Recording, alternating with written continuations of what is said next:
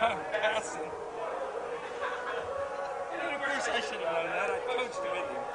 I mean, we had a guy 1 year where it felt like he was 7 plays out of the all run, all the same play counter to the left, 37. And after we scored, he was out for it. He loves to throw it. So, he made me promises that I wouldn't call plays until I read it. So, no more signals. Because you can't call my plays. So, and the bad thing was, I changed all my signals and ended up going to a huddle where I had to tell the quarterback to play because I didn't want them reading my signals because of the same signals. So, yeah, it was fun though.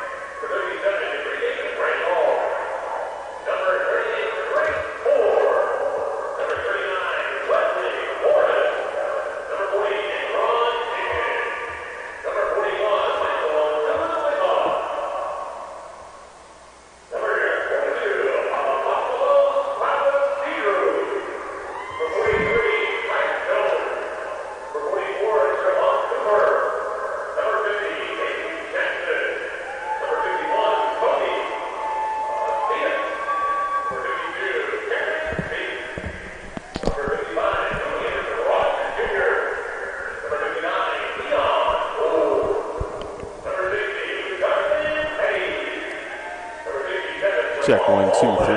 Check 1, 2, 3. Check 1, 2, 3. 1, 2, 3. 1, 2, 3. 1, 2, 3. 1, 2, 3. Check 1, 2, 3.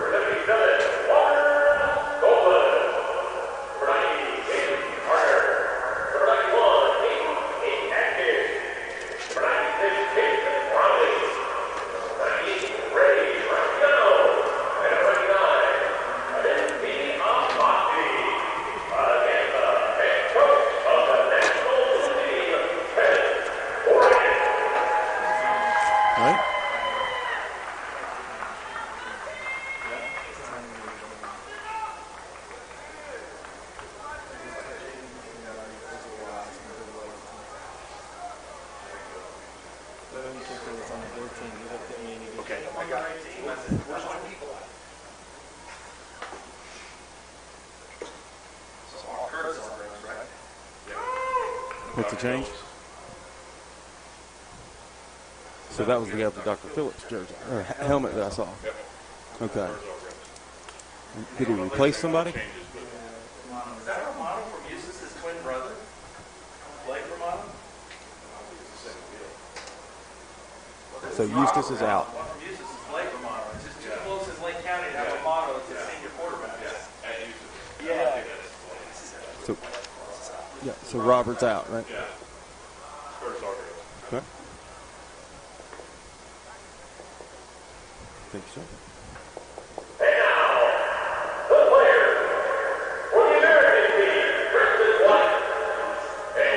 What number is he wearing? Do we know?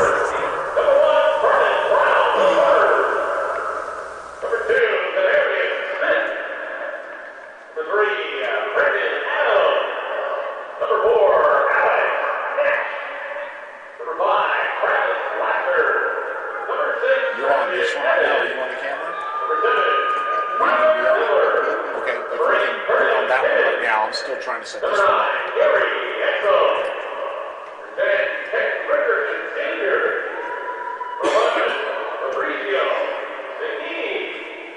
Number 12, Carson Peterson. Number 14, Tyler Dublin. 15, Christopher Sheep. 16, Robert Romano. Number 17, Kaden Redmond. Number 18, Tyler Cole. Number 19, Dylan. Number 20, Vernon Brown. Number 21, Harold Gilliam. Number 22, Lonnie Johnson. Number 23, Kenton Rikerson. Number 24, Kaden. Yeah, there's a couple of them have different helmets. 25, David Fuller Jr. Number 26, Jason Honda. Number 27, Jojo Patty. Number 28, Roderick Hillary. Number 29, Lewis Lowell Jr. Number 30, Maxie Lopez. Number 31, Roger Hillary. Number 32, Michael Toronto. Number 33, Jake Curry. Number 34, Hunter Hughes. Number 35, Dolan. Number 36, Kaden Redmond. Number 37, Kaden Wendell. Number 38, Khalil Speaks. Number 39, Emmanuel Franklin Jr. Number 40, Hayden Cook. Number 41, Clinton Hatch. Number 42, I'm sorry, we don't have anything up right now until the live game. 43, Andre Players. So that's what you're going to Number keep seeing. 24, Brady Nolan. Number 50, Brock Brown. Number 51, Ben Darius. Okay, the All-American game? That should be online now. We're live now. Number 55, Noah Brigand. Number 59, Did you take the look? Yes. Number 60, Dominic Benharo Jr. Yes. You did both? Yep. And you'll get both. Can you see the game now? Fantastic. And you're ready to go. So you'll just hit it. What that'll do is just carry your way on.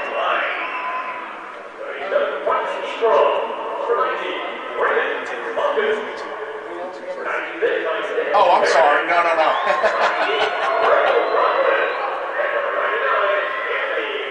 Okay, cool. Yep. Fantastic. Yep. Yeah, you get to see next year's college All-Stars.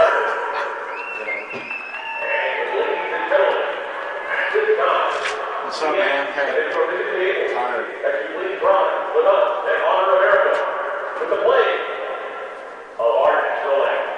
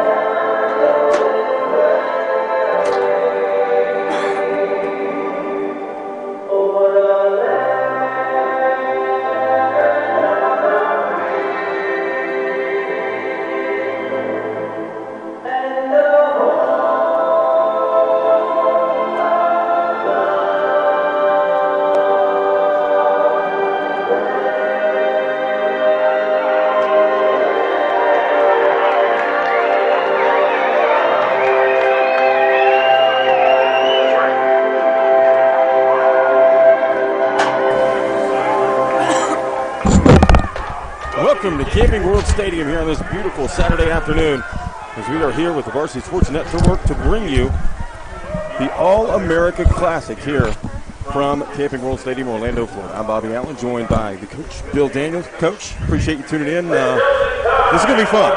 Happy New Year, partner. Happy New Year, man. I haven't seen you since a couple of months ago, back when we did a game. Exciting. I know you got to coach in the Cure Classic. That was a lot of fun. And, man, again, we're here playing a little more football. It's, as you look out, what a beautiful day here at Camping World Stadium. Playing conditions are just picture perfect as we look down on the field. Taking a moment of silence at this point as the teams go to each end zone. But you mentioned coaching in an all-star game. Challenges for both of these staffs, short practice week. You're trying to install, and you come into it as a coach in an all-star game, and you have a big picture in mind. This is a showcase for every position on your team. So if you're designing an offense, you want to install run and pass packages that will showcase the talent along your line of scrimmage, in addition to your tight ends, your H-backs, your slot receivers, your outside receivers, your running backs, your quarterbacks. So it's a challenge to put a package together offensively and defensively that will allow these kids to show their true abilities. And for many of them, there are some juniors down on the field today, but for most of these kids who are seniors, this is their last opportunity to strap it on and play one last high school football game during their career. Absolutely. That's a big deal. This is all part of Spiral Bowl Week. Coming up a little later on today, we will have the College Tropical Bowl. That's going to be a lot of fun as well. But there was also a lot of local talent here. And you talked about that earlier. 21 local players, what you consider local, as these games bring players from across the country. Talk a little bit about some of the kids you're excited to see represent the state of Florida here today. And it's neat because the Varsity Sports Network is here. We are centralized right here in Orlando, in the heart of Central Florida. So a lot of these kids, we've been privy to call many of their games throughout the past 2 years. Kids from Toho, Lake Nona, West Oaks Academy, Boone High School has a couple of kids in the game. Evans High School, Dr. Phillips has a couple of kids in the game. Timber Creek, West Orange, Lake Mary, Ocoee, Melbourne, Spruce Creek. You just look around, Mainland, Harmony, Orlando Christian Prep, whether it's large schools or small schools, a lot of talent down there on the field. So it's exciting because we get to see them one more time in action. Absolutely right. Today we're going to feature the white team, Team American. Head coach for the white team is Calvin Reimer. Also, the blue team, the national team, head coached by Kevin Moritas. Captains are out on the field. Captains for the blue team include Landon Nas from Canyon High School out of California. Gabriel Herrera from Monsignor Pace here in Florida. Also, Jerry Johnson Jr. from St. Thomas Aquinas here in Florida. And Edgar Encinas from Granger High School out of Utah. The blue team did elect to receive the start. They will take the ball moving right to left on our screen today. They will receive it in the south end zone. The white team will be kicking off from the north end zone. No wind as we look at the uprights, so that's not going to play any difference. That's play a exactly difference right. in today's contest. Blue team.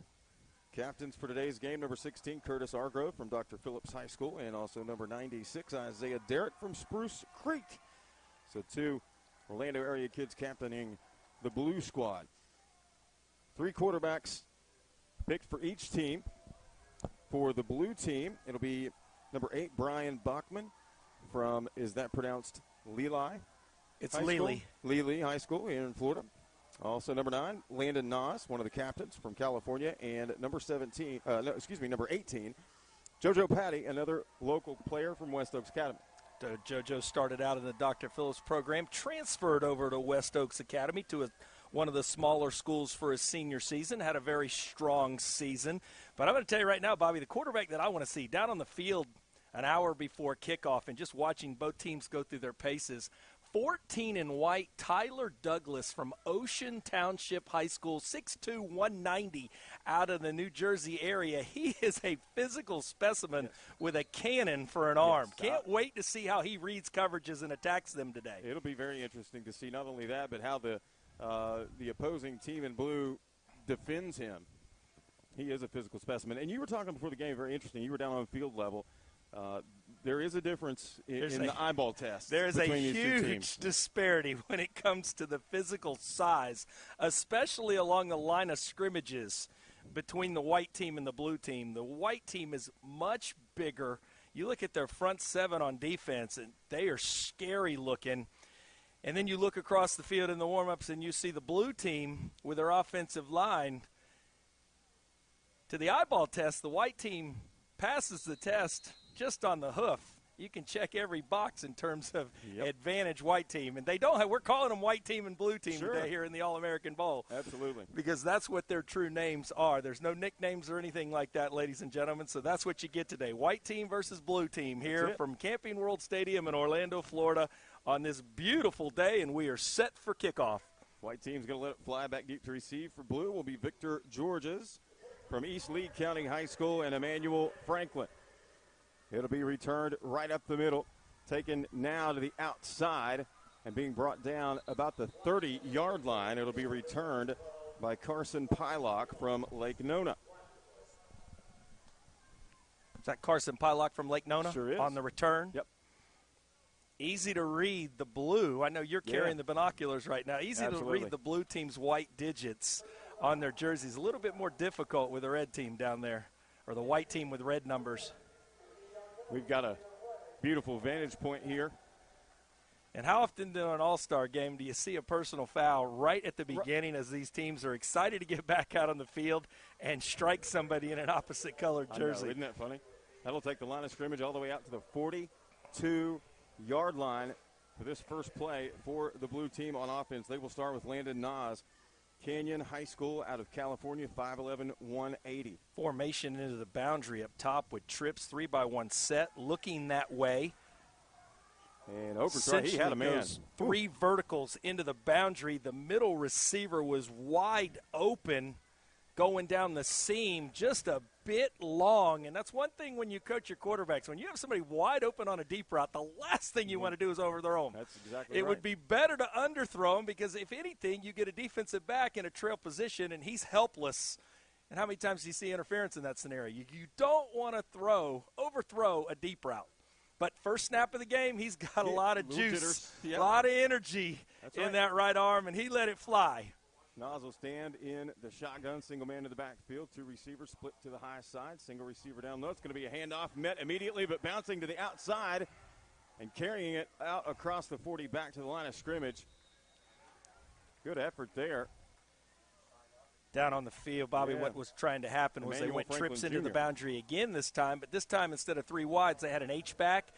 They were calling that play in pregame Chicago, which is counter with a wrapper with the H-back.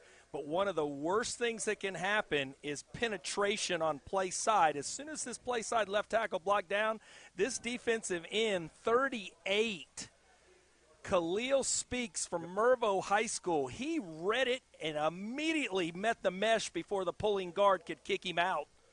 Destroyed that play, setting up 3rd and 9. He really did. Destroyed it right off the snap. Here's Nas in the shotgun again.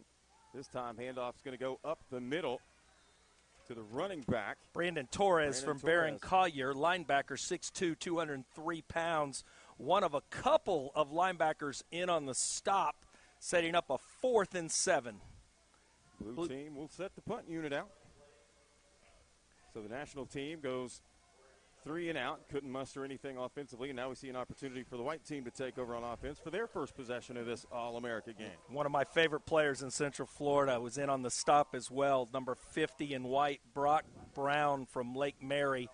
Linebacker goes 205 pounds, and I'm going to tell you what, those Lake Mary linebackers and defensive linemen this season got after a lot of opposing offenses in Central Florida. They're well coached, and they attack. Punt's going to be fielded on the far sideline, just inside the 30. Back deep for the America team is Travis Laster and also Kenton Rikerson, Sr. It's good to see Brock Brown out there for Lake Mary because he was a part of the Cure Classic weekend here in Orlando and wasn't able to participate in the Cure Classic game because he was injured. So it's nice to see him rebound and get one more shot to get out there on the field and represent the Rams of Lake Mary High School over in Seminole County. Great point. Quarterback for the white team on this first possession is going to be Tyler Douglas, Ocean Township, 6'2", 190 from New Jersey. 2x2 set. 2x2 set, and the white offensive line is massive. They are. I don't know if the screen does it justice. It's going to be a handoff out across the 30 to about the 32-yard line. And if you're looking for advantages, Bobby, 3 of the 5 starting offensive linemen, when we look at that massive humanity down there in white, they're all from the same high school. So a lot of continuity along the white offensive line. Yeah, they know each other pretty well. Right guard and right tackle as well as the left guard. Melbourne High School, I think, is it? Melbourne had one of their best seasons in the last couple decades this year. And with those 3 along their front, it's obvious tough. why. There's another carry for Jaquez Frederick out of White Knoll High School in South Carolina, 5'11", 189. Good-looking runner there. Picks up enough for the first down for the American team. And when you come out, Bobby, and you can establish the run right off the bat, your whole playbook opens up. RPOs, passing game, play action, nothing better. You know, that lends itself to the physical difference on that line that you talked about. Here we go with Here's play a action. Pass to the near side, falls incomplete. Trying to slip with a little bootleg action, getting them to fake opposite, roll back here to the near sideline, trying to hit Kaden Redmond out of Timber Creek High School. I've actually coached Kaden a couple years ago when he was a sophomore. Great young man, goes by the nickname Cujo. He was wide open in the flat, just a little bit high. Missed him, setting up a 2nd and 10. We'll see what the play call is here. Tyler Douglas stands in the shotgun. Frederick in the backfield again. 2 receivers split to the high side. Single receiver down on the near side. Here's a keeper. Right up the middle. Hit and met after a gain of about 3, maybe 4. Old school counter tray action with the left guard and left tackle pulling. Couldn't tell what happened to the exchange, whether it was a design quarterback run or something went awry with the snap, catching the snap, or the mesh. Quarterback decided to keep it, setting up a 3rd and 6. Left middle. 2 receivers here to the home sideline. Single receiver up top. Split safety look from the blue team. Here's Douglas. Hands off to Frederick. Right through the middle. Gets hit by a host of national team defenders, but is able to push his way up to the 48-yard line before the play's blown dead. Let me ask you a question from a coaching perspective, because obviously you coached in the Cure Classic a couple of weeks ago. How difficult is it to put together an offense in a limited amount of time? Do you simplify it? Do you just come up with something and try to make it fit the team, or do you have to see what your roster is and make, the plays fit who you have? Yes. Yes, fair enough. Yes. And the hardest thing is making sure you rotate the kids in so everybody gets a good look, so you don't slight anybody, because many of these kids have traveled great distances to be here. Here's a handoff right up the middle, out across the 50. It's going to be close. I think they're going to have enough for the first down, depending on the spot.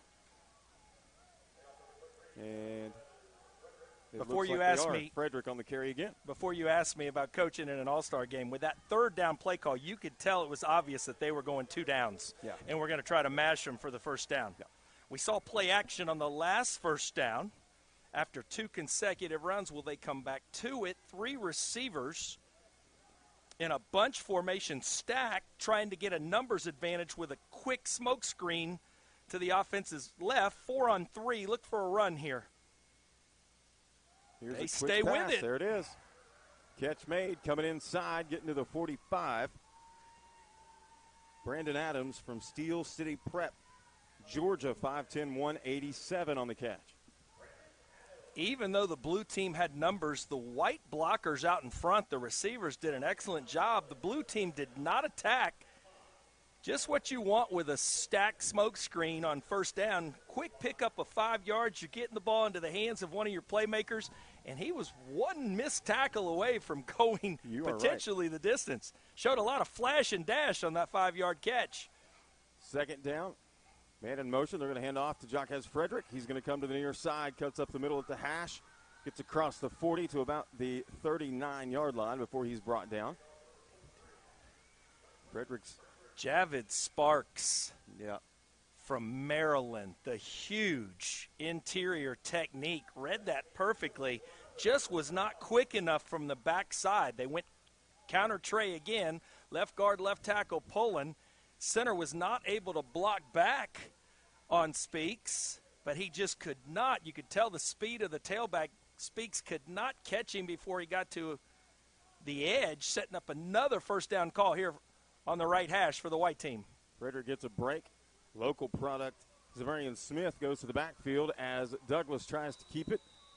Goes to the outside. He's going to lose about 5, maybe 6. So a couple plays ago, they threw the smoke screen on first down, picked up 5. Yep. They showed him the same look. They pumped it, and the 2 stop blockers took off, one along the far sideline, one to the middle of the field. Blue team stayed back and read it exceptionally well in the secondary, forced the quarterback's hand. He started to get penetration and was flushed. Yeah. Good defense by the secondary. Well coached on the blue team. Was watching them down on the sideline. They're reading the inside receiver a lot with their corners, and they're making adjustments on the fly, much like a matchup basketball zone defense. Here's a handoff right up the middle to Zamarian Smith out of Wakulla High School. Smith picks up 3, setting up a 3rd and 7. Ball right middle. 8:27 on the clock and ticking here at Camping World Stadium. A lot of great football action today. Couldn't have turned out better with the weather. You're right. Yes. We got Mckenzie Milton making a homecoming return back to this stadium where he played and had such a brilliant career at UCF before transferring up to Tallahassee to finish his NCAA eligibility with the Seminoles. Some fake handoff. Douglas carries. High side gets down inside the 25 to about the 24-yard line. That'll be enough for a first down, and the white team's moving the sticks. A bit indecisive was Douglas a couple plays ago on that pump and go. That time he just took off. Yeah. It was a bootleg play. He had Walker open in the flat, but he wanted to show what he could do with his wheels. Picked up another first down for the white team. He's a big kid. You talked about him good in the pregame. Yeah. And he's obviously a dual-threat quarterback after watching that last snap. Absolutely. And he wasn't looking to slide or go down. He was looking to punish a safety at the top of that run. He was not shy for contact at all. Man comes in motion. Is going to hand off to Smith. Gets inside the 25, fights his way down to the 21-yard line. And that run, take the contact right there, pumped up the white sideline as he is just going right over the top of a linebacker. And this is where that size disparity is starting to appear, starting to show. Even if the blue team is in the appropriate run fits, it's physics. Yeah. Mass matters, not only in the classroom, but also down there on the field. Absolutely. And this is simple football. Line up, we're attacking a gap, little window dressing with a fake jet motion to try to change the secondary's eye level. But this is attack football. Back off sets, looking to come left to right. Across Douglas's face. Near side, single receiver up top. Fakes the handoff. Douglas on the keeper. Has a little bit of room at the 20, 15. Shakes off one tackler at the 10, and he's pushed out of bounds inside the 10 at about the 8-yard line. Good-looking run there again from Douglas. Little dart-looking action. They fake outside zone right. They pull the backside tackle and wrap him around. That's a QB design run.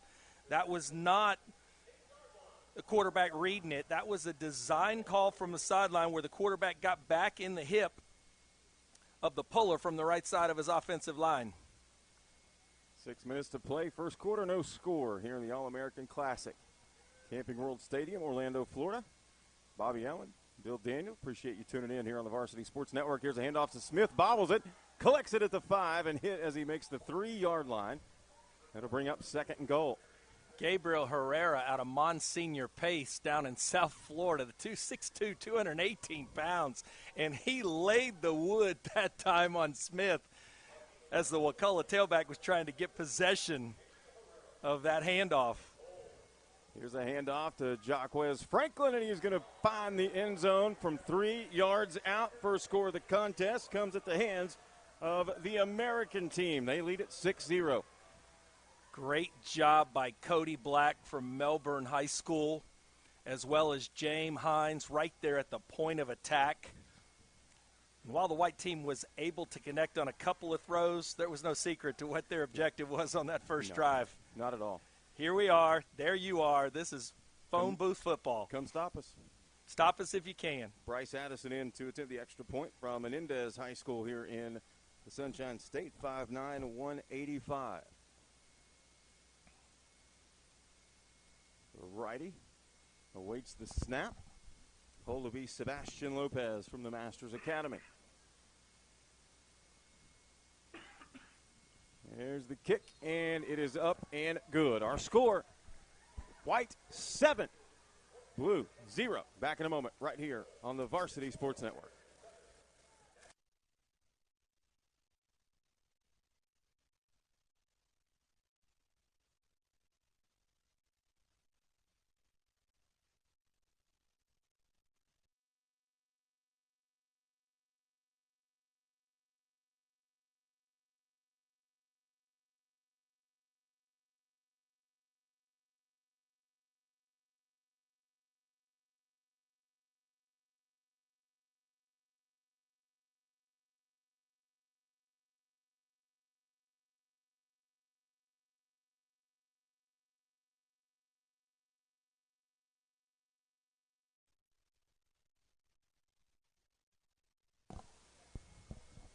And we'll go back into the Varsity Sports Network's coverage of the All-American Classic here at Camping World Stadium in Orlando, Florida on a beautiful Saturday afternoon. Bobby Allen, Bill Daniel, appreciate you tuning in. First quarter, 5:28 to play. The white team, the American team here in this All-Star game, scores on a 3-yard Jacques Franklin touchdown. They will kick it away. Blue team will try their second possession of the game, 3 and out on their first attempt. Number 2, back deep to receive. That's Victor Georges from East Lee County High School. Ball taken by 21 in blue, I believe, Bobby. Sure was. Emmanuel Franklin Jr. from Riverside Academy does it all. Wide receiver, running back, punt returner, kick returner, 5'5", 160 pounds out of Louisiana. Tough to defend, too. Low to the ground. He knew that kick was not going to make it to the deep man, so he asserted himself. How many times do you see that? Oh, I don't want that from an up back, and they get away from it, and it bounces and creates havoc for the return team. Absolutely. Quick decision, playmaker that wants the ball in his hands. Love it. And I have to believe at his size, he's not really a wedge breaker. Yeah, no. As an up back, he's more of a return man to begin with. He's more shifty. Yep. In at quarterback now, Brian Bachman from Lely High School. 6'1", 175. First play from scrimmage on this drive is going to be a handoff. It goes to number 26, Edward Williams from the Villages here in Florida. A lot of Sunshine State kids represented here today, as we talked about earlier, 21 of them in the game. Split zone look, designed to go right. The H-back's coming back across to seal the backside in. Great gap integrity by the defense up top. Quentin Hatch from West Orange High School, one of the best linebackers here in the local area, kept making that, and even though it was designed to hit and go vertical, they made him bounce. The third defender finally made the tackle for a 2-yard gain. They come back again with a bend play. Here's a handoff near side. It's going to go to number 34, Edgar Encinas, one of the captains for the American team out of Granger High School in Utah, 5'6", 175. Great run. That's the best play on offense for the national team today. Yep. Picks up their first down. As we said, they went 3 and out on their first drive. Really didn't have much going on after the penalty on the opening kickoff. They couldn't produce with decent field position. Good to see him move the chains here in the second possession. Bachman stays in the shotgun, single man in the backfield. It's going to be a handoff. That is, again, Emmanuel Franklin Jr.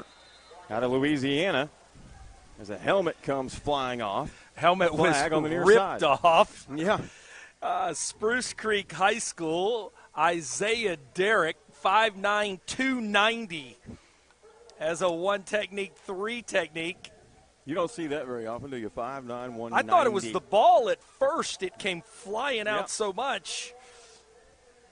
And on the penalty, that's going to move the national team well into American team territory all the way inside the 45 at the 43-yard line. So Bachman set up well here on 1st and 10. National team answering the American, the white team's Yes.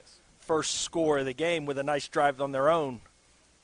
Franklin Jr. gets the handoff, and he's going to be met in the backfield. The play did not develop, and that's going to be a loss on the play. Forward progress is going to stop him at the 47-yard line. Khalil speaks again from Mervo High School in Maryland. He just is shot out of a cannon. Yes. He's at a 5 technique, and if you block down on him, he is running a beeline right at the mesh point, and he gets there as the back gets to the mesh with the quarterback, setting up a 2nd and 14 here on the near hash. Yeah, Franklin. No sooner than he got the ball, he looked up and saw a white jersey. Find the gold helmet along the defensive line and watch it fly to the football, ladies and gentlemen. Switches here into the boundary. The white team is playing based upon the strength of the offensive set. Bachman looking to throw it. Fires near side. It's going to be incomplete. Intended target on the play was number 10, Joel Holmes from Coral Gables. And, Bobby, that's where the difficulty gets in when you're setting up an offense and working with a quarterback. If you're working with your quarterback during the season, you never throw that pass. Sure. But it's hard enough to install plays, let alone try to explain why the play, which coverage it's meant to attack. You never throw a quick little 5-yard route into a 2-read defense. Yeah. Number 10 in the white team, Kenton Rikerson, senior from Mainland High School. He's just sitting in the flat reading that. He's waiting. As soon as the 5-yard route occurs, he jumps it. Here's another pass play designed to go near side. It's going to be overthrown out in front of the intended target, Brian Sexton from Northside High School out of North Carolina, 5'11", 175 wide receiver. And what I mean by that, Bobby, 2 read, you got the safety and the corner both reading the slot receiver. Yeah. If he runs the quick out, the safety takes the outside receiver, and the corner just squats on the outside receiver. That's why the 5-yard route on the previous play wasn't successful. I love the play call on that last play, though, because they run bubble, so the corner squats and they try to hit the slant in the window before the safety could get there. The timing was just off. 4th down. The national team will punt it away, back deep to receive. Travis Laster and Kenton Rikerson Jr. Caught on the near side by Laster. He makes it out to the 20-yard line. Maybe the 21. It is going to be spotted at the 21. That's where they'll have it. 1st and 10. Blue team, 2 punts. 35-yard punt from the local Boone High School product, Nice. Grant Reddick, only a junior. When these games were set up today, the vision was to have an underclassman game, a senior game, and then the college all-star game to culminate the day's events. The underclassman game and the senior game were merged together. But because some juniors were committed to the game, like the young Reddick from Boone High School right here in town, he's the punter for the blue team. We will see Curtis Argrove from Dr. Phillips High School at quarterback. And he loves to run. Yes, he does. Ball out quickly, getting it out on the smoke screen again. More aggressive in the secondary that time as the national team, attacking blocks. Tristan Evans with the catch from Brattleboro Union High School out of Vermont, 6'1", 160. 4 yards on first down is a win in any offensive playbook, though. 2nd and 6 behind this offensive line. You can do anything you want. We will see Curtis Kimmons in the backfield now from Orlando Christian Prep, another local product. 2:22 on the clock as Argroves is set to take this snap. Quarterback sweep. There it is. Has room, gets across the 35, still on his feet at the 40, finally pushed out of bounds. Out across the 40. We'll see where they mark you now. They're going to say he stepped out right at the 40-yard line. Good-looking run there from Argroves. Picks up the first down. It's good to see Argroves. Argroves spent his first 3 years at Lyman High School in Seminole County, transferred to one of Orlando's powerhouses, the Dr. Phillips Panthers program, led by Rodney Wells. For his senior season, it was a down season for the Panthers, but his spirit at quarterback allowed the Panthers to continue to fight week in and week out on offense. Absolutely. Against one of the toughest schedules in all of Florida. Here's a pass to the near side. Good catch. Out across midfield by number 12, Carter Scrumata from Dakota College Institute. So that's a flood pass. The outside guy's going deep. Number 2's running a 10-yard out. Number 3's running a 5-yard out. You sprint to it, but the corner's sitting out here reading. number 2 and 3 and just plays what comes to him. That's why he's right there when the ball arrives, but still another first down on the completion. That was for the American team. Yeah, Elijah Mack on the stop, North Mecklenburg High School out of North Carolina. A lot of bunch sets, and the reason why they do that, Bobby, up top is to create confusion with the secondary. Really making them stretch horizontally. We can see linebackers going back and forth trying to get a line correctly. Here's a pass, good catch on the far side, but I think they're going to say it hit the ground. Tristan Evans. Well, they're going to say his knee was down as he scooped it up. Oh, yeah. So it goes for a loss of 1. Hargroves underthrew him just a touch. 41 seconds right here before the end of the first quarter. 7-0 our score. American leads the national teams here in the All-America Classic part of Spiral Bowl Week. Bunch set this time right in front of us. It's going to be a keeper by Hargroves. We talked about his willingness to run the football. This time he gets it out inside the 45 to the 44-yard line. Old school quarterback ISO. Tailback leads up on the play side, linebacker, quarterback right behind him. And when you coach in an all-star game, you ask your quarterback, do you want to run? Yeah. And from past experience, some of them will look at you and go, yeah. And you can tell right then, no, they don't. Here's Hargroves again. Takes it inside the 40, picks up the first down, and moves the sticks line of scrimmage now at the 37. If the American coaching staff asked the young Hargroves this week, do you want to run? I guarantee you he was quick to respond, yes, Coach. No hesitation whatsoever. Many times, Coach. Keep feeding me. You know, we had several transfers. You mentioned Hargroves transferring from Lyman over to Dr. Phillips. And for him, do you think that move was a wise decision? Because, you know, sometimes those transfers pan out, sometimes they don't. In this day and age, I mean, who would have ever thought the NFL with free agency would probably be the least amount of transition at any level of football? That's true. College obviously is out of control with the transfer portal when it comes to players switching, as we've seen recently in the last couple of weeks with the number of big names looking to go elsewhere. But at the high school level, it's the same. Kids want to be recruited. Everything, the mindset of the modern-day player has changed. You don't see too many community schools. I know we have a Popka here locally, which would be considered in the Orlando area the last remaining community school where the entire community takes pride in it. My first game with VSN was at a Popka, and I saw that. And it probably rivals your experience from Kentucky with small towns. Very much so. Very, very tight-knit community right away. And like you said, it was the rest of the games of the season. I didn't see that same level of community spirit maybe at Seminole, but Popka was the true, that one stood out to me. I would agree with Seminole High School. Yeah. Boki, it's all about Boki. Yep. Look it up on the internet. It just means something different to anybody in Seminole, and it contributes to their success because it's a matter of pride. Here's Hargroves on 3rd and 10 as we start the second period. Looks downfield to the near sideline, and it's going to be out of play at around the 20. Intended target. Elijah Mack on the coverage. Yeah. North Mecklenburg High School out of the North Carolina area squeezed the receiver into the boundary, but Hargroves still made a great pass on a back shoulder throw. It was a first. I love the play call. It's first down. Yep. Attacking deep here into the boundary, one-on-one with his receiver, Evans. He likes Evans. He's out of Vermont. Several times. And Evans made a great catch in his hands, just was about 6 inches out of bounds as he came down. Kimmons in the backfield. Hargroves in the gun, 2 receivers, high side.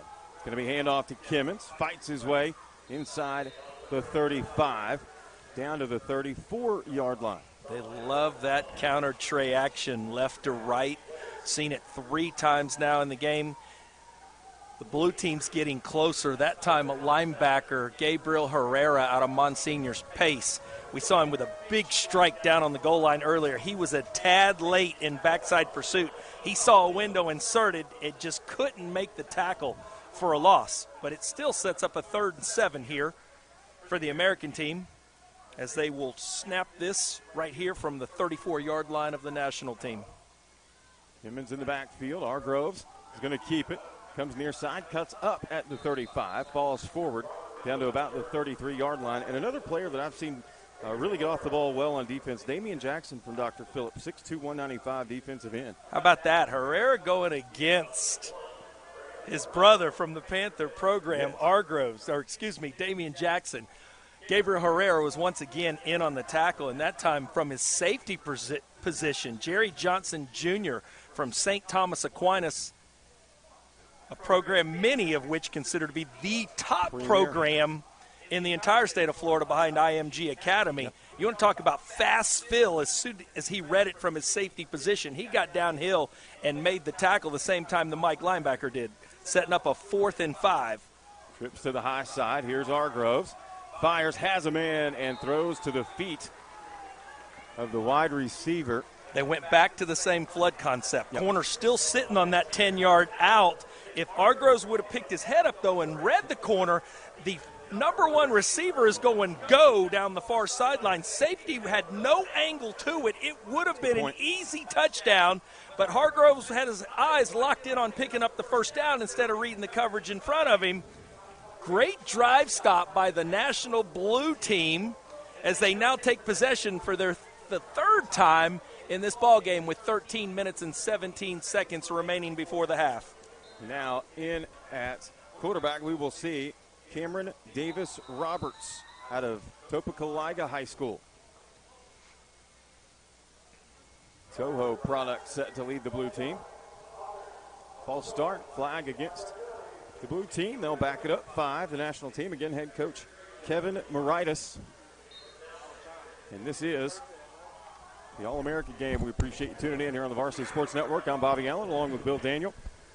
Got a full day of football here from Camping World Stadium in beautiful downtown Orlando, Florida. High temperature about 70, a little above 70 today. Perfect weather for a showcase like this. And if you're from the state of Florida and you're watching our contest today, we're not just about high school football. No, Varsity Sports Network, our goal is to become the premier 24/7 high school sports broadcasting media for all markets in the Florida area. And you can tune in on Varsity Sports Network, just like today, varsitysportsnetwork.org, and check out all the action, including a year-round high school football show that airs on Wednesday nights at 7 o'clock, the Florida Gridiron Report, where we bring in experts from all over, recruiting experts, state's top coaches, and from time to time we even get like the Venice quarterback in after he won a state championship. Handoff in the backfield goes to Emmanuel Franklin Jr. He tries to escape pressure. He was bottled up on the high side, got pushed back. Going to be called down at the 27-yard line, loss of about 5, maybe 6. Farrell Gillum from Mount St. Joseph, the defensive back, 5'8", 163 out of Maryland. You can see him up top playing corner with the white helmet. He's quick. I love it when corners attack in the run phase and they don't just look at an interior run and take the play off. Yep. He kept getting after it, and he was the one that made the tackle for the loss, setting up a 3rd and long here with 11:55 and ticking on the clock. Timeout, blue team. We'll take a timeout with them here on the Varsity Sports Network. 7-0 is our score here in the All-American Classic. Back in a moment on the Varsity Sports Network.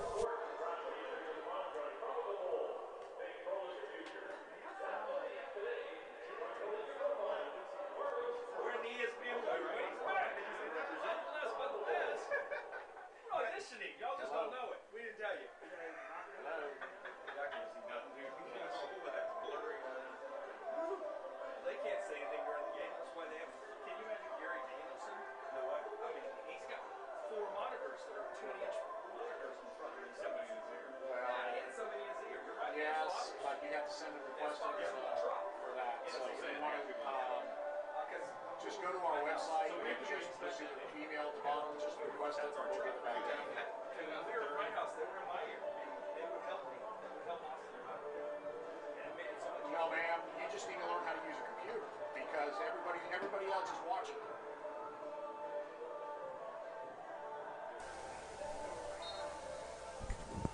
And we'll go back into the Varsity Sports Network's coverage of the All-America Classic here from Camping World Stadium in Orlando, Florida. Here's a pass from the quarterback from Topeka, Cameron Davis Roberts, in and out of his intended target. That was number 12. Carson Peterson from Lake Nona. Little smash concept, Bobby. The inside guys were running the corner route. The outside guys were running the 5-yard hitch, knowing that they needed the big throw. The white secondary just put a tent up at the sticks forcing the quick pass out to the flat that was incomplete. Yep. And Grant Reddick on for his second punt. Excuse me, his third punt of the day. Punt. Fourth down. So we'll see. The American team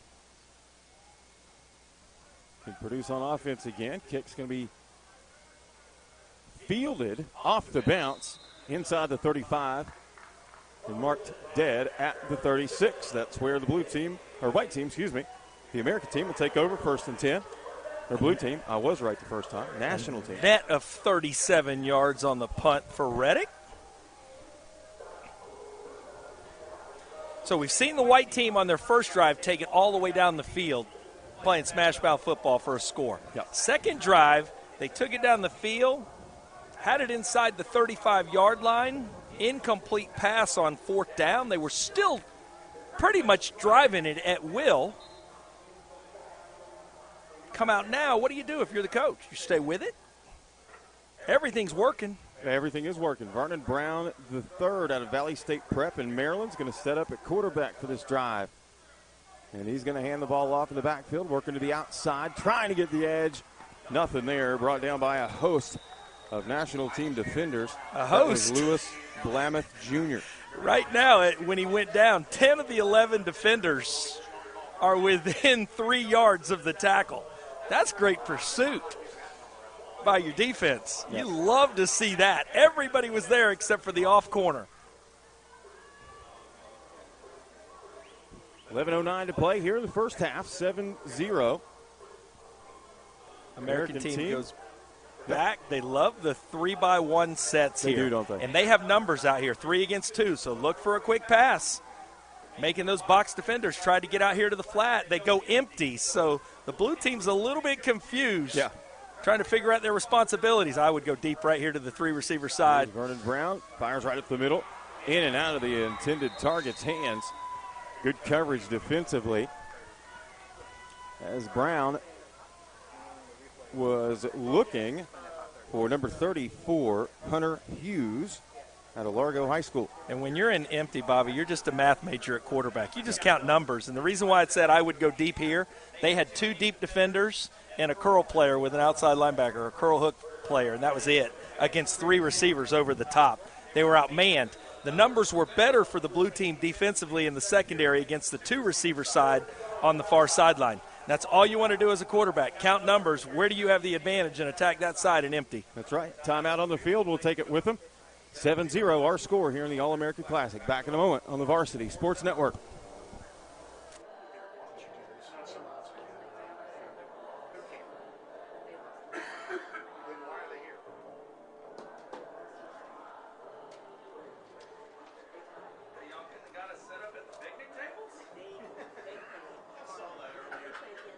No kidding, right?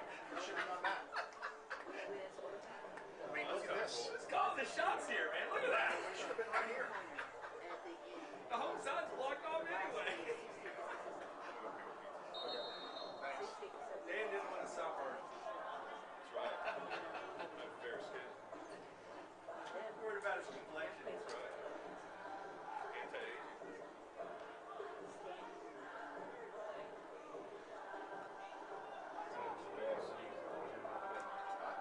She started yelling, "He go, you don't know what you're doing."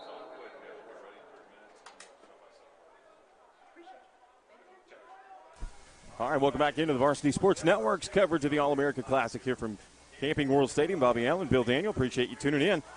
National American team with the football, wide open receiver downfield. He makes the catch at the 20, and he's going to coast into the end zone for the touchdown. Beautiful throw, as Bill Daniel, you pointed that out the whole way. That's a linebacker on the number 3 receiver. The opposing coaching staff on the far sideline, after one snap and empty, saw exactly what I saw. There's no way they could cover 3 deep routes, especially the number 3 receiver on a linebacker. That linebacker all week long has been taught to fit run. He's not covering a slot receiver with that speed down the middle of the field on a post route. What a play. 59-yard touchdown. Strike thrown by Vernon Brown, the second out of Valley State Prep. Catch made and the touchdown by number 19, Dylan Rod of Barron Collier High School from here in Florida.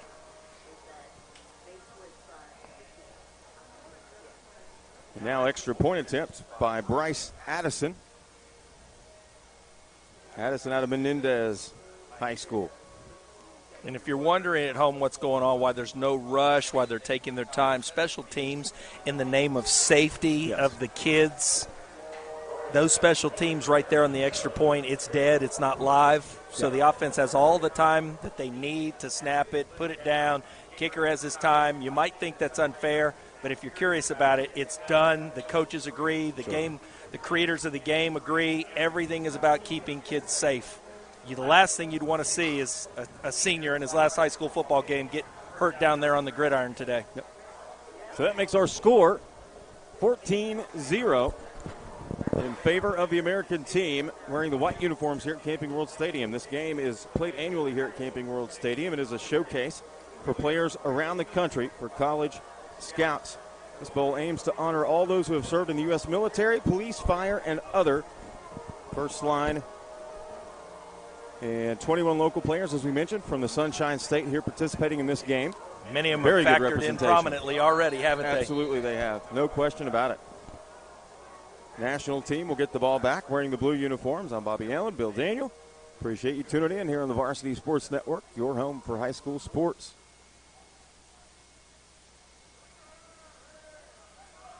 Here comes the kickoff after the 59-yard touchdown pass from Brown to Rod. Ball is going to be fielded deep. Coming out with it is Victor Georges, and he's going to bring it up the near sideline. Flag comes in as he's hit and pushed out of bounds right about the 25-yard line, so we'll see what the penalty flag is. The penalty is going to be on Dylan Baker out of Boone High School, the linebacker. Simply right in front of two officials, blocking in the back on the outside gunner for the American team. That's going to take this one back. Not what the national team needed, down 14-0 with 10:20 remaining in the second quarter. No, not at all. Georges was marked out of play at the 27-yard line, but the penalty flag will back this one up.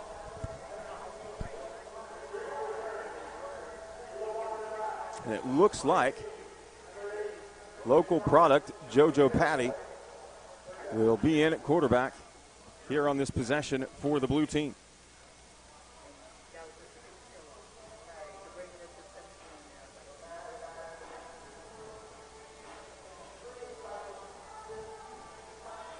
Line of scrimmage is now going to be the 16-yard line after the penalty, block in the back against the receiving team. Jojo Patty from West Oaks Academy is in at quarterback. Trips to the near side, single receiver, top of your screen. Patty looking to throw. Pass is blocked at the line of scrimmage. Good defense there. Jaden Flaker from Scarborough High School out of Maine, 6'3", 210 pounds. I was curious, when you saw the single receiver up top with the overspread, they put a horizontal stretch on the safety. Nobody went out. It was one-on-one with the corner, Farrell Gillum, out of Mount St. Joseph, and they run slant. But the one thing the blue team didn't account for was that 5 technique, getting his arms up and knocking it down, because the pass was wide open and could have been a big play. Understand the play call. They were attacking space and making the white team defend grass, especially with the safety coverage here on the hash. They go back to it again. Patty with the throw. This time it's going to be broken up at about the 25-yard line. Good defense again by the American team with 10:09 to play here in the first half. American leads at 14-0. But everybody sees Gillum break on the ball and is there when it arrives, but the great defense was the interior. They got a tremendous push right in Patty's face. He had to throw the slant falling backwards. Nothing on the throw. It hangs up, and that's what allows Gillum to get back in and knock it down. And, you know, we're seeing the disparity that you talked about before the game between the lines of scrimmage from the physical aspect. Here's Patty in the shotgun, single man in the backfield. Patty looking to throw again. Heaves it over the top, has a man, but it's going to fall short of his intended target at midfield. And Patty's just feeling the pressure. Little line stunt that time. The left interior tackle looping all the way around, throwing the entire defensive scheme at this offensive line. Twisters, blitzers. Patty is chucking duck back there. He was. Skating backwards, throwing off his back foot. And the last thing you want to do throwing a post down the middle of the field is throwing with your momentum going away from your throw. That's exactly right. This is going to set up the American team in the white uniforms with good field position. They're set at midfield to receive this punt. End over end. It's going to be fielded just behind midfield. Good play by the coverage unit. 36-yard punt, but with the return, they lose another yard. Reddick averaging just about that today, 36-37, pretty consistent with his punts. 21, Farrell Gillum on the return, a player we've mentioned a couple of times on defense already from Mount St. Joseph out of Maryland, 5'8", 163. 9:52 remaining before halftime as the American team comes back out. Two receivers here into the boundary. And here's Douglas again. We saw him on the first possession for the American team. He will be joined in the backfield. I'll get you a number here in just a moment. And that's going to be Jacques Franklin. He makes it across midfield. Good first down run of 6 yards. Great power play on first down. And, Bobby, when you run power, the whole thing starts at the point of attack with a double team. So it's really three phases as a play. You got a double team, you got your kick out with the Timber Creek fullback Caden Walker, and then you got your wrapper. Here's Franklin, carries it up the middle, bounces to the outside at the 40. One man to beat on the sideline, makes the move inside the 20 and pulled down. It'll be first down inside the red zone for the American team, and Jacques Franklin Jr. showing his athleticism out of the backfield. Great block. I said Caden Walker a second ago. I was looking at the play sheet at another name. It's actually Kaden Redmond from Timber Creek, and he just does a nice job. He's got a great angle. He kicks out the 5 technique, tailback up inside, and they're off to the races. Same play for the third time in a row. Here's a handoff this time. The Wakulla running back, Zamarian Smith, gets tangled up at the feet of Tyler Douglas. Play calling's really difficult with that offensive line. It's basically, let's run power right three times in a row. We're just going to keep calling it. Absolutely. Because you got Redmond kicking out, you got James Hines from Melbourne High School wrapping, and you're getting a great double team at the point of attack by the other two Melbourne offensive linemen, Cody Black and Dawson Clues. So Black and Clues are just cleaning up. Hines is wrapping. Redmond's kicking. Yep. And it's a gift to the running back. Here's a strip. Smith is stripped as he runs the football. It's going to be picked up and streaking down the other end.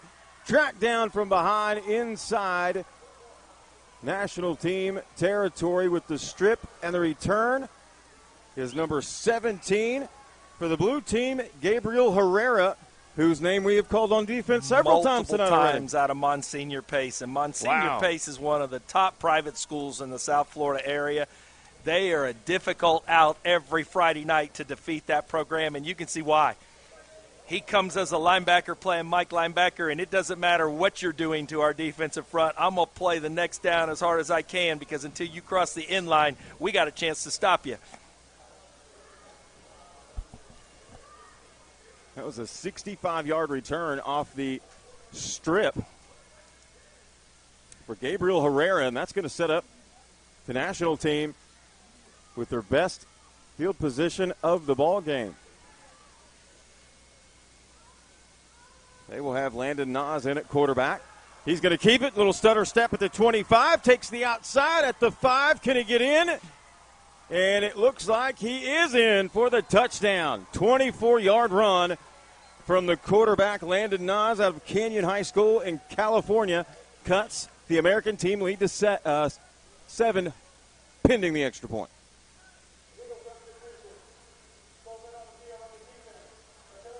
Penalty decline. Result of the play is a touchdown. That's what the national team needed. Defense from Gabriel Herrera set up the touchdown. Great pressure in Nas's face. He makes the initial interior lineman miss, but did you see the move that he put on the linebacker, Ben Desmaris, out of here locally from Valley State grad? He put a move at about 5 yards up the field that broke his ankle, snapped it back to the left, housed it at that point for the first touchdown. How about that move? I love it. Reddick to attempt the extra point with 8 minutes to play here in the first half. Kick is up, and the kick is good. Our game now 14-7 in favor of the American team. Back in a moment here on the Varsity Sports Network.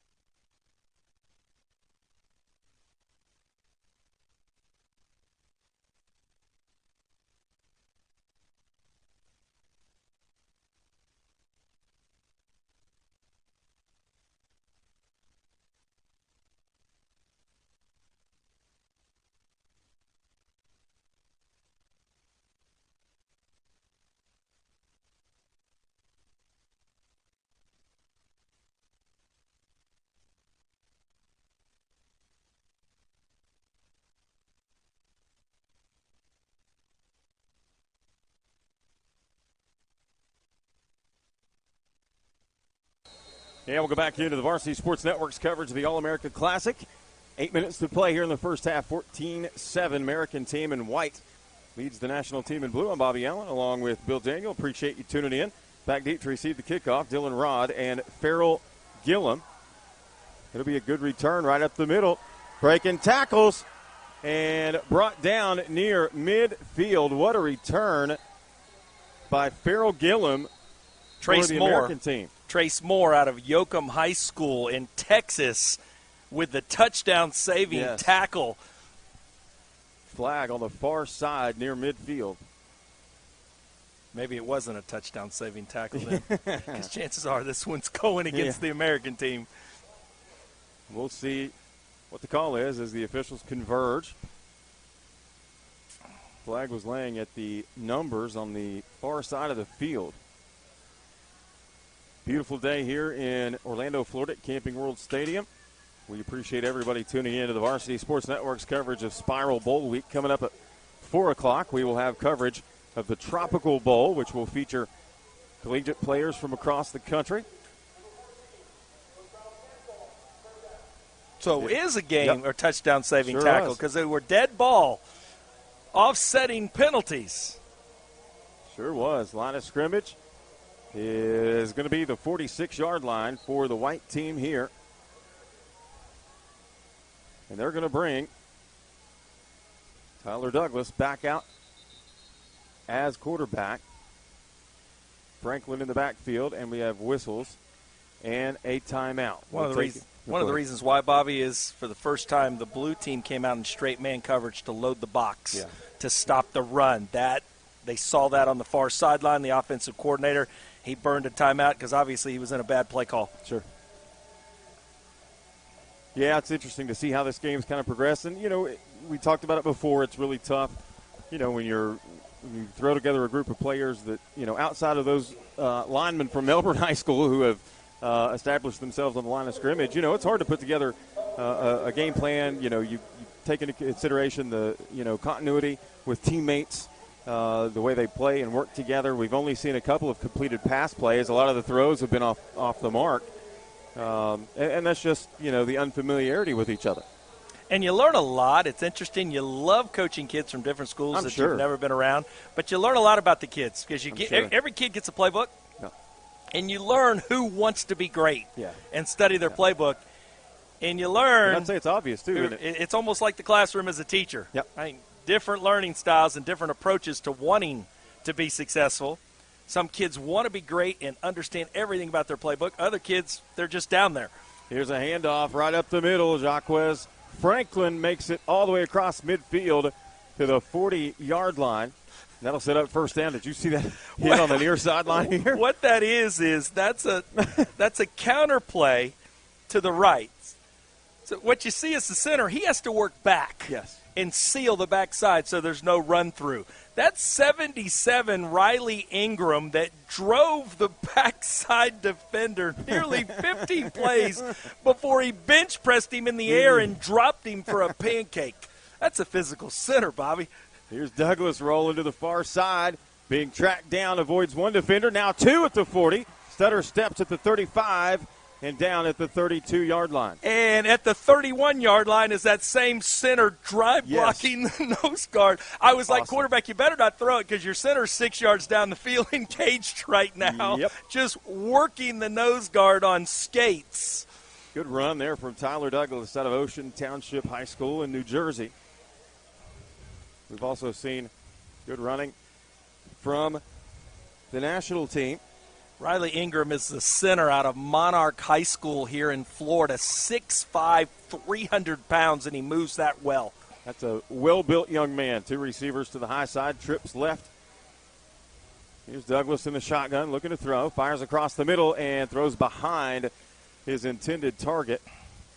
That's another 2-read attack defense type of play call. You bubble your slot, the corner holds on it, you throw the slant in the window. Both teams have tried to execute that. It's a wide-open pass. Neither team has successfully been able to hit it. But one of the joys for us, Bobby, in doing this is we know there's college scouts at all levels out there watching this broadcast. We want to make the young men known and point out the playmakers down there on the field. When it comes to this white offensive line, they're playmakers in their own right. Yes, they are. Because they're making it easy on the skilled positions at quarterback, receiver, and running back. That's exactly for the American team. 2 receivers split each way. Man comes in motion. Here's a handoff to Franklin right up the middle. Hit at the 30, fighting his way and pulling a host of tacklers with him down to the 25-yard line. Good, solid run there. Franklin looked really good here in the first half from White Knoll, It's Jacques White Knoll Frederick, High School. Yeah, Jacques Frederick. 5'11", 189 out of South Carolina, and he is the primary beneficiary of that offensive line. He's getting to the second level on most of his runs before he's even having to make a move or cut off a defender. Yep, and you can see the green helmets on the line of scrimmage. We talked about them earlier, the kids from Melbourne. Okay, empty again, Bobby. What adjustment. This time they're going man. Look up top in the slot. You got the linebacker going deep there. Here's Douglas, gets away from pressure. Flag comes in as he is brought down at the 30, releases the football at the last moment. So it's a chess match between the offensive coordinator and the defensive coordinator. The Nationals defensive coordinator, you got me last time to the trip side, so I'm going to man that up and have 4 against 3. Quarterback did the right thing, looked back up top. He had a slot going deep and a 5-yard hitch, and they were zoning it up top. Yep. He still had him in the window because the slot receiver had the corner on his outside as far as leverage was concerned, but he's got to hit him now as soon as he clears the linebacker. He held it a bit long. Holding is the call. That'll go against the American team. That'll back them up. But I love the play calls, especially when they're in empty for the American team. Yeah. They're dialed in, and the kids are attacking the right spaces of the field. They are dialed in. That's a good point. Douglas in at quarterback again. Jacques Franklin, the primary running back, will stand just behind him. And here's a handoff to Franklin. This time he's going to be met and dropped after a gain of about 3 yards. Great pressure on defense. Main tackler was Enrique Randolph from West Florida High School. 5'10", 205. In most All-Star games, you're not allowed to blitz. Yeah. In this one, that's obviously not the case. Yeah. But to counter that, in most All-Star games, you're not allowed to run motion either. Yeah, because it puts pressure on the secondary, and you have a limited time to teach it. True. So, in fairness, offense is running motion. The defense is blitzing. Yep. Great job on that one, hitting it at the right time and the right gap for another loss. Here's Douglas again, and again, hands off to Frederick. Right side, bounces around 2 tacklers, fights his way inside the 30, down to about the 28-yard line. He is a tough runner.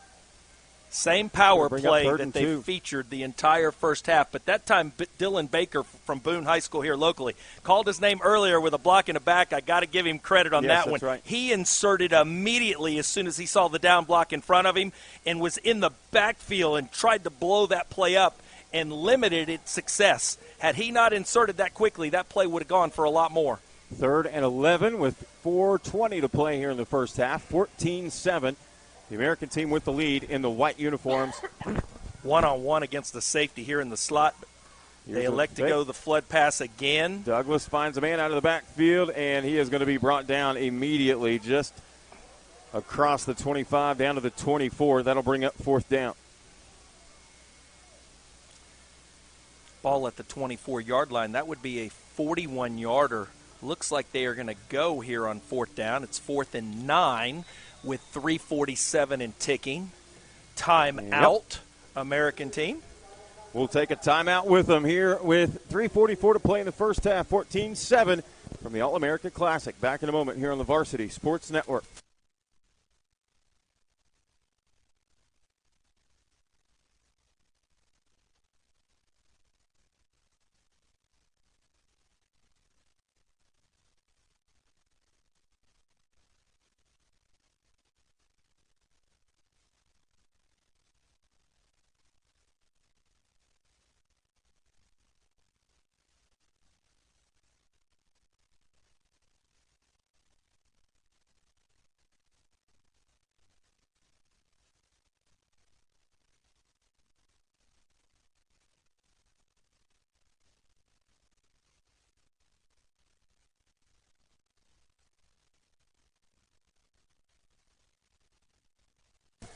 And we'll go back into the Varsity Sports Network's coverage of the All-America Classic here from Camping World Stadium. I'm Bobby Allen, along with Bill Daniel. Appreciate you tuning in here on this beautiful Saturday afternoon, part of Spiral Bowl Week, as we are in the midst of a 14-7 score. And lo and behold, on 4th and 11, the American team is going to try to kick this one in. Look what's happening, That'll though. be Bryce Addison. The national team is running Jerry Johnson Jr. out of Aquinas High School back deep in case he doesn't make it. Yep. Excellent coaching by the national team. Indeed. This will be a live ball if he misses. Here's the snap. Hold is down. Kick is away. It looks like it has the distance, and it is going to go wide to the near side. So the field goal is no good. And with 3:44 to play here in the first half, our score remains 14-7. American team in the white uniforms with the lead. Back in just a moment right here on the Varsity Sports Network.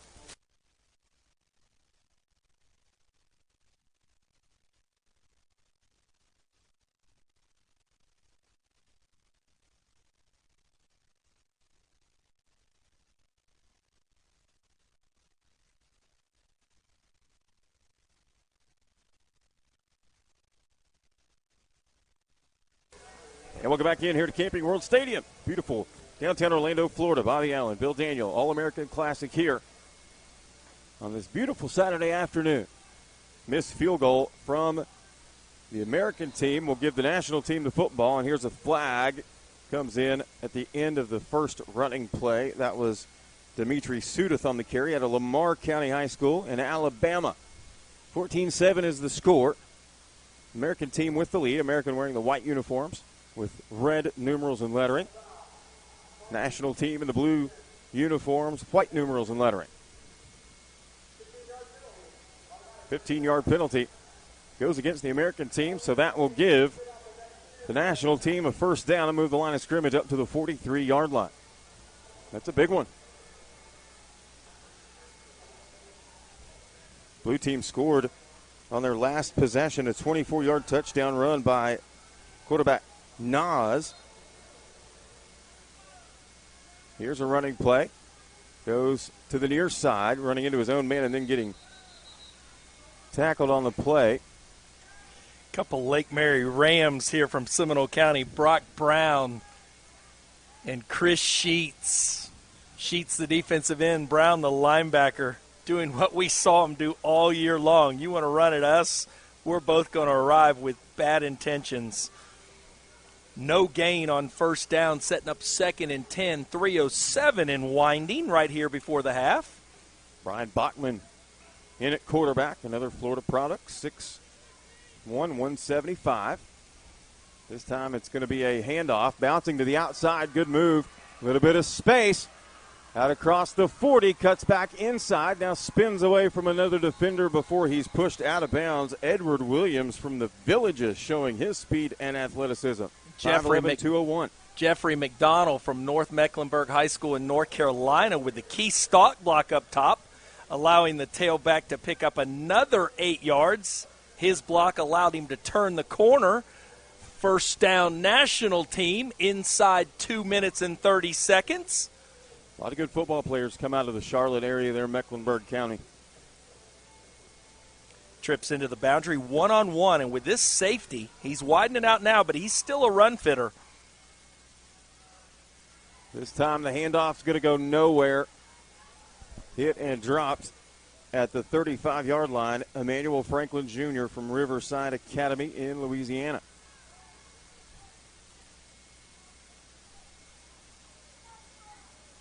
This game featuring players from all across the country converging here on Orlando, Florida as part of Spiral Bowl Week. Again, coming up a little later this afternoon at 4 o'clock. The Varsity Sports Network's proud to bring you coverage of the Tropical Bowl. Get something to eat and stay tuned because we will deliver that same contest and bring it right into your living room. Back to pass. Bachman fires over the middle, has a man diving catch made at the 5-yard line. Delonte Davenport, North County High School in Maryland. How many times have we called a young man from Maryland, and it's not the same one always? No, it isn't. They're well represented today. Mike Loxley, University of Maryland, are you watching today? That sets up the national team. First and goal at the 5 with an opportunity to tie this game with 1:15 to play here in the first half. They trail 14-7. Single high safety overplaying the 3 receiver side. The number 3 just runs a post to the other hash. No one's there on the backside. Another great play call dialed up in this game by both offensive coordinators. Handoff to Anthony Morris is going to go for about a yard, maybe 2. It'll bring up second and goal. They're going to give him a yard on the play. Line of scrimmage will be the 4-yard line. 50 seconds and counting. They do have 2 timeouts remaining, so they're not in a hurry. And you know they don't want to leave the white team any time before the half. True story. Credit to the blue team. Pulling a little comeback here. Straight zero coverage. Bachman this time keeps it, fakes the handoff, tries to get to the near side, turns the corner, and he's going to be brought down from behind. And they didn't mark him out of bounds either. The clock is still winding. Now they're going to have to call a timeout as he is marked down at the 3-yard line. 20 seconds remaining here for the next snap, which will be 3rd down from the 3. Timeout national team while they try to devise another play to attack this American defense. Timeout on the field. We'll take it with them. Back here in just a couple of moments. You're watching the All-American Classic live on the Varsity Sports Network.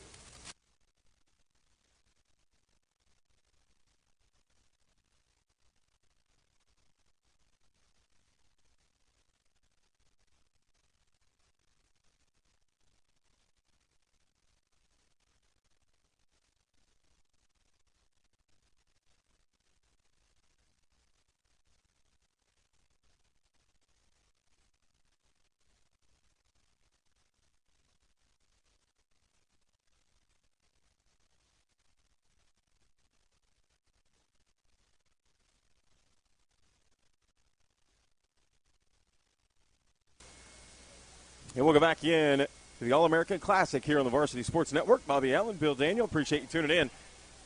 This beautiful game in beautiful downtown Orlando, Florida. 14-7 is our score. The American team with the lead. They're wearing the white uniforms, but the national team in blue is threatening. 3rd and goal at the 4. Here's Bachman. Quick fire near side. Has a man. Caught. Touchdown. National team has come back, and they're an extra point away from tying this thing up. On the catch, number 98, Ray Graziano, defensive end and tight end out of Cypress Creek, 6'1", 230, another Florida product representing here. They go slant arrow. It's a Detroit concept. Very difficult into the boundary to defend because you've got a linebacker over the top of the H-back. He's going to the flat. You're running a slant right at him. It's not a pick play, but it is. But how about the hands? That was not an easy catch. Quarterback put it on a rope out there, and it was high away from his frame. Got both hands on it, squeezed it, and as soon as he caught it, he turned up. No one's there. Great play. Look at that. With 16 seconds remaining in the second quarter, we have a tie ball game just like that. It started out looking like the American team was going to run away with it. But that defensive stop and turnover, returning it deep into the American side of the field, setting up the first score for the blue team. And just that quickly, momentum has changed. And barring an incredible play by the American team in the kick return phase or a Hail Mary by their offense, if they can get one snap, this game's all knotted heading to the break. 14 points unanswered from both teams. 14 straight to start the game for the American team in the white uniforms, and now 14 straight for the national team in the blue uniforms. You're right, we got a good one. 16 seconds remain here in the first half. As Reddick is set to kick this one away.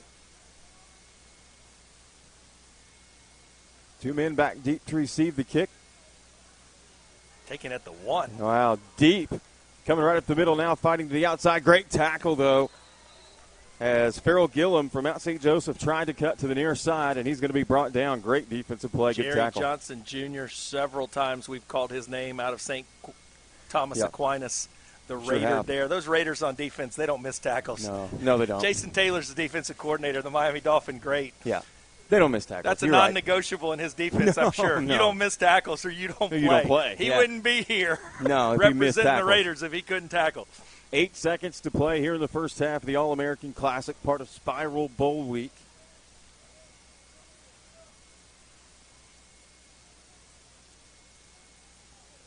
It's going to be Curtis Hargroves in at quarterback. He'll hand it off. And making his way across the 30 on the carry. Multiple flags down here beyond midfield. Curtis Kimmons on the carry. One called from the back judge and one called from the line judge. Clock says 1 second. Chances are 12 men on the field. Yeah.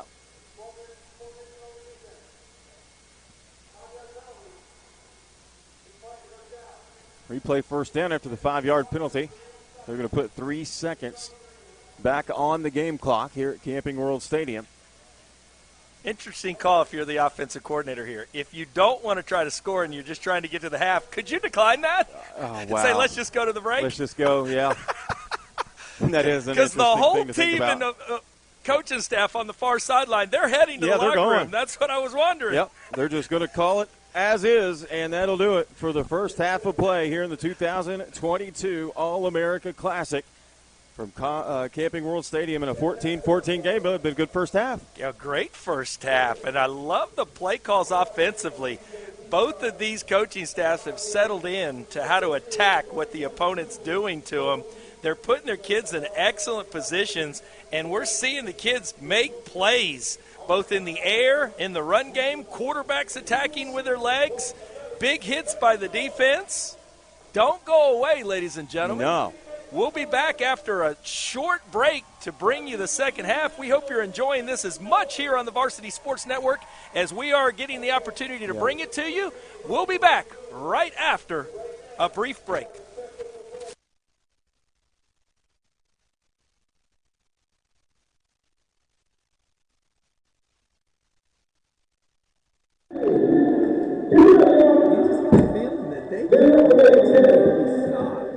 Drive it, and then they make a mistake or something. I know. That's what sort of looked good tonight. Get the feel out of you. There's a blue teams having played. No.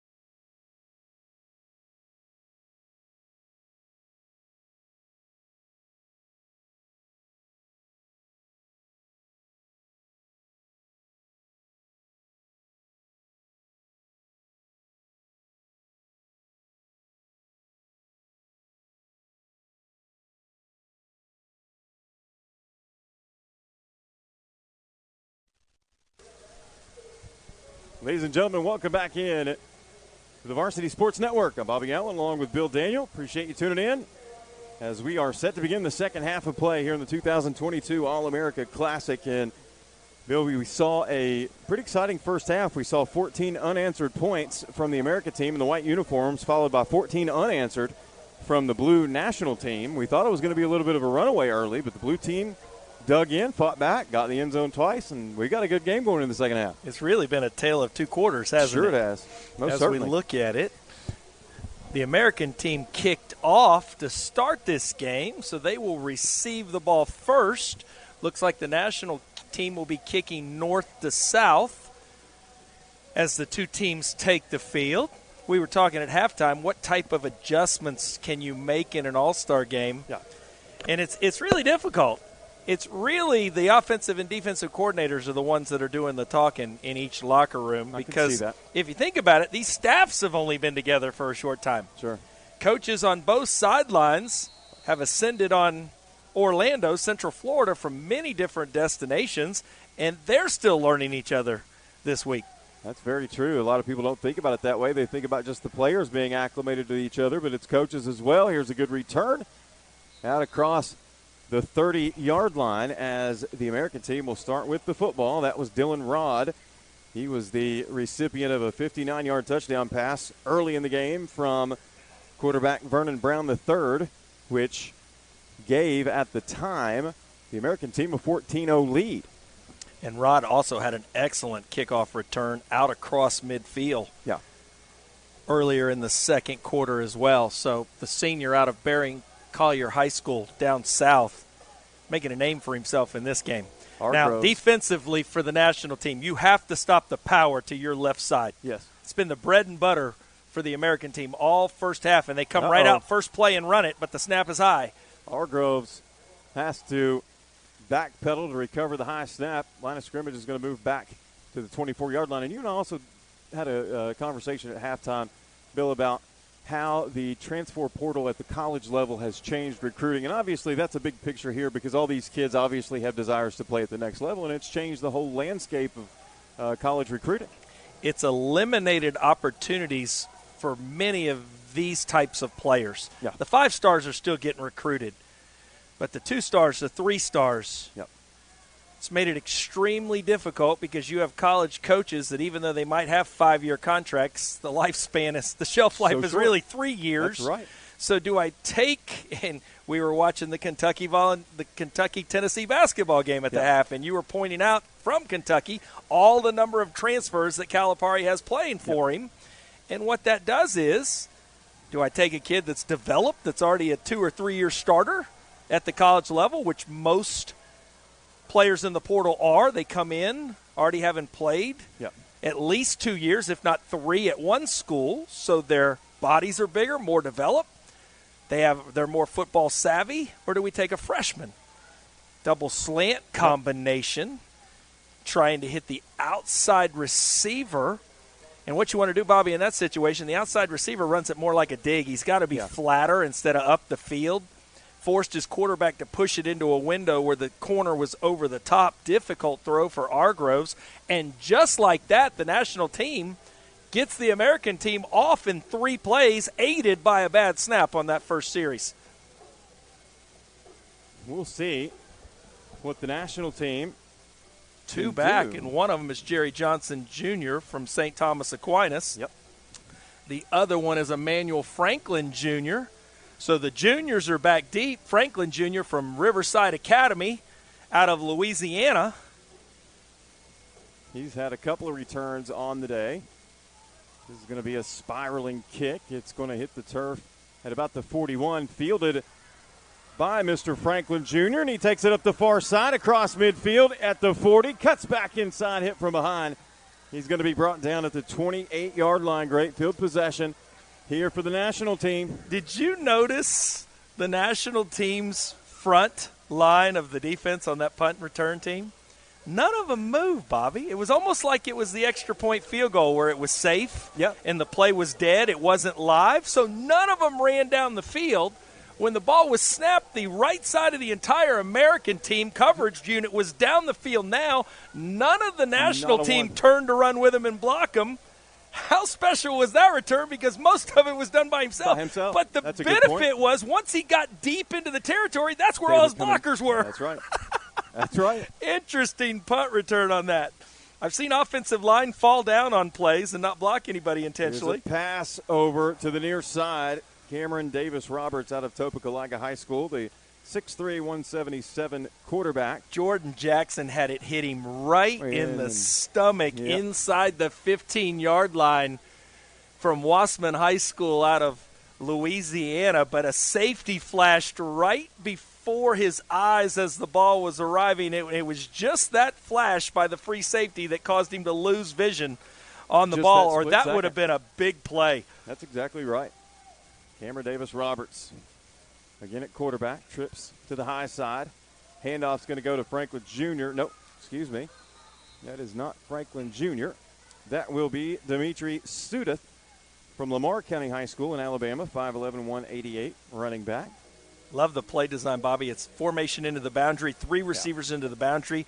They cause the linebacker to widen out to stop that quick little smoke screen, and then they run zone right where that linebacker widened out so he can't fill. You're making that apex linebacker play the D gap outside and the B gap inside, and they attack the B gap for a big 8-yard run.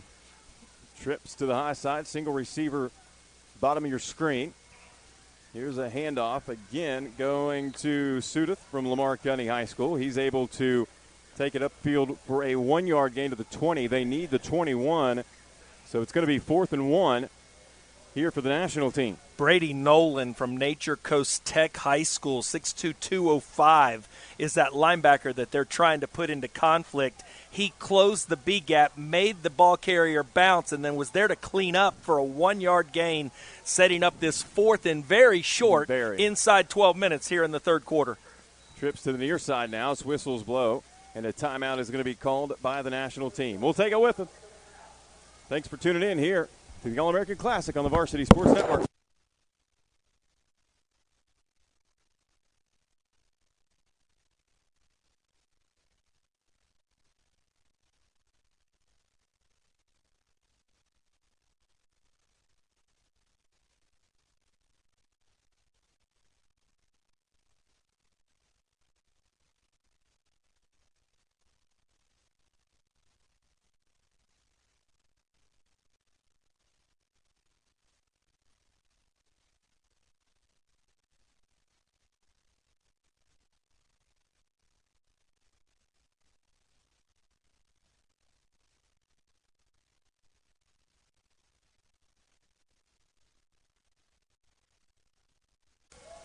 And we'll go back into the Varsity Sports Network's coverage of the 2022 All-American game here from Camping World Stadium in Orlando, Florida. I'm Bobby Allen, joined by the coach, Bill Daniel, and the national team with the football on a 4th and 1, and they're going to move the line of scrimmage forward enough for the first down inside the red zone and keep this drive alive as they attempt to march down the field and take the lead for what would be the first lead of the game for the national team. In the first quarter, it was All-American team. They went up 14-0, American team in the white uniforms, red numerals and lettering. The national team in the blue uniforms came fighting back in the second quarter, scored 14 unanswered to take the game into the break with a tie score at 14-all. And on the first possession here in the second half, the white team was held to a 3-and-out, forced to punt it away. And the blue team doing work here on the offensive end. Ooh, here's a near interception as Cameron Davis-Roberts fired one to the near side to his intended target, Joel Holmes from Coral Gables. Great defense, though, to break that one up. Quentin Hatch from West Orange High School. The Warrior had a gift. They tried to throw a little quick yard, 5-yard out, thinking that the apex backer could not get out to it. He was in perfect position. The Warriors, if you're not familiar with West Orange High School under Mike Granado here in town, had one of the best defenses in Central Florida, shutdown defense, and one of the main reasons in 2021 their defense was so good was because of 41 in white. Absolutely. Quentin Hatch at 205, 6 feet, can play outside linebacker, can run, and will stroke you. Here's a handoff coming near side, and nothing there. Hatch Great combines defense on the tackle, that time with Brady Nolan out of Nature Coast Tech High School, the second time we've called his name. Linebackers for the American team are getting after it with their run responsibilities. It's going to be 3rd down and 10. National team can get a first down at around the 8-yard line. That was just a great read on that running play. Handoff went to Emmanuel Franklin Jr., but there was nothing there. Once again, Bobby, formation into the boundary, isolating one-on-one up top against the corner from Rains High School, Travis Lester.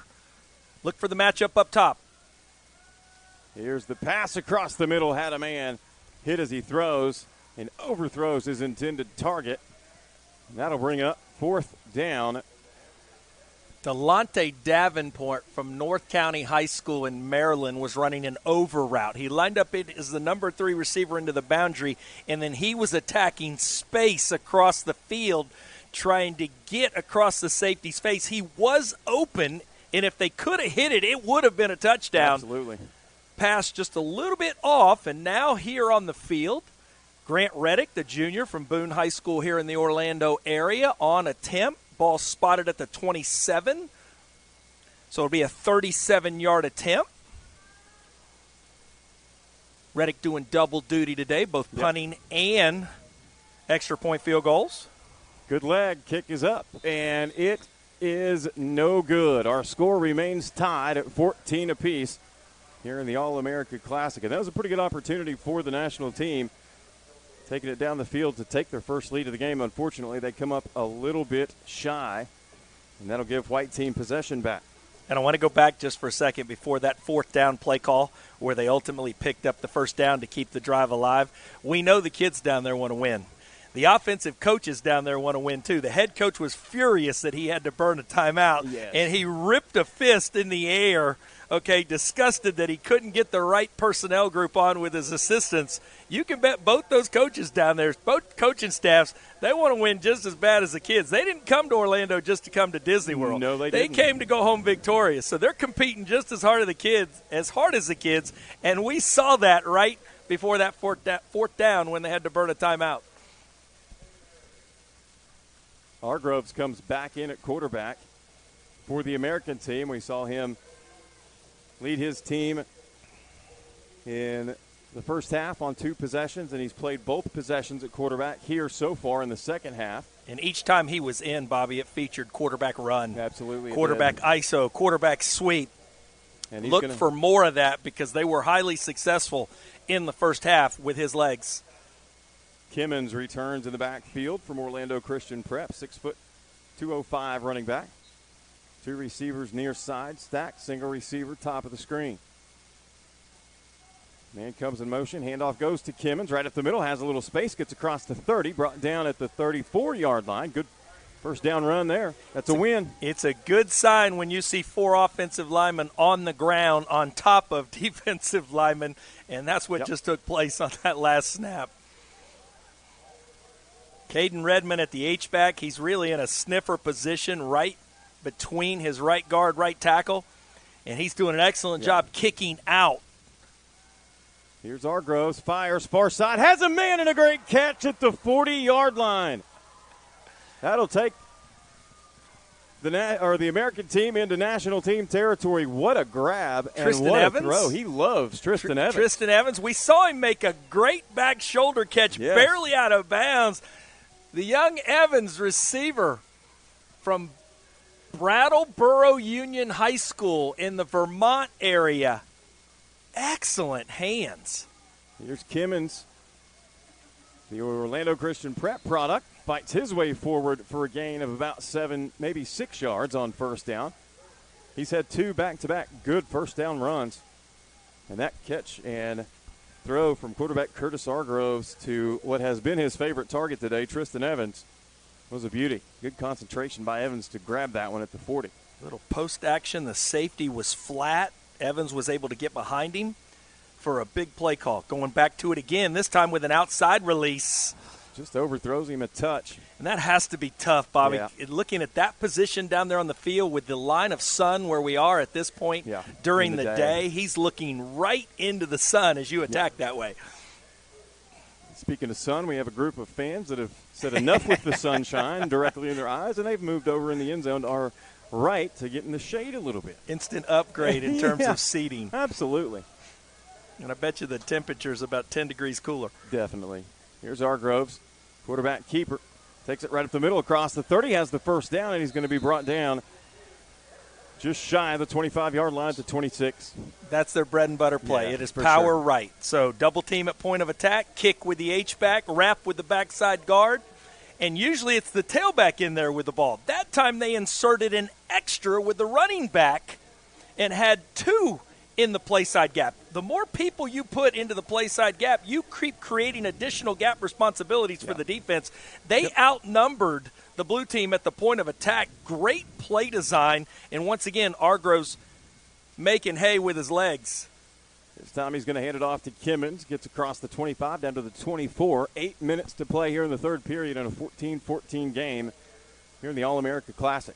And Bobby, what you're seeing with all of the power plays, it's a pin and pull offensive line approach. And what happens is you're gapping down and you're getting defenders to turn their shoulders. You're blocking them on angles. You do not see any linebackers from the national team striking running backs with their shoulders parallel with the line of scrimmage. And as a running back, you love that, because if you can hit a linebacker and his shoulders are angle turned, he's arm tackling you. Here's a handoff right at the middle to number 34, Hunter Hughes, Largo High School. Appears to be wearing an Olympia helmet. And just as I said that, Gabriel Herrera from Monsignor Pace squares Again. the ball carrier up Yep. again. That's one linebacker that knows how to insert and fill a hole with his body right at the moment that the ball arrives. I've been waiting for this. Jet sweep finally. There it is. And it's going to go for a loss of 1. They've ghosted it the entire game so far, just faking it to get people flowing to that side. Excellent job with responsibility from the safety. The alley player limits that to a short gain, setting up 3rd and 7. That was Dylan Rod.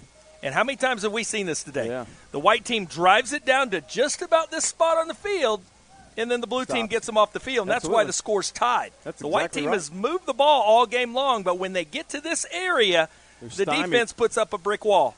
They sure do. 3 receivers near side, 2 receivers up top. Here's Hargroves, fires near side, puts it high in the air, has a man, but it's going to be picked off in the end zone. The receiver, his intended target, slipped on his way up to catch the ball, and the interception is going to be made by Louis Blamo Jr. out of North Mecklenburg, another one of those Charlotte area players. Is it Elijah Mack? Let's see. I think it was 29 in Was blue, it 29? right? Oh, yeah. Elijah Nope, my Mack, apologies. still from North Mecklenburg. Yeah, no, that's crazy. Did a nice job. He's playing zone. He sees the vertical releases by all 3 receivers, and he just puts his rear to the sideline and runs the outside receiver, the number 1 receiver, into the boundary with his eyes on the ball the entire time. He was in better position to make a play when the ball arrived than the receiver was, and the receiver trying to get back under him. That's what caused him to slip. Second turnover. And again, Of the game. if the white team loses this game, their offensive coordinator is going to go home. The skeleton in the closet is going to be, we could not score when we got down there. Absolutely. They've had several opportunities. That was an excellent point you made. 6:09 and ticking here in the third quarter. Game moving rapidly. Yes, it is. 12:15 start just after the 2 o'clock hour. Jojo Patty in at quarterback. First play was a keeper. Nothing there. Gain of maybe a half yard at best. Patty will run it again. I'm really curious to see. Last time he was in, he had pressure all in his face and was making back-footed throws. Couldn't get anything in the pass. Look at the numbers up top, 3 against 2. Yep. Whistles. Flag in the backfield.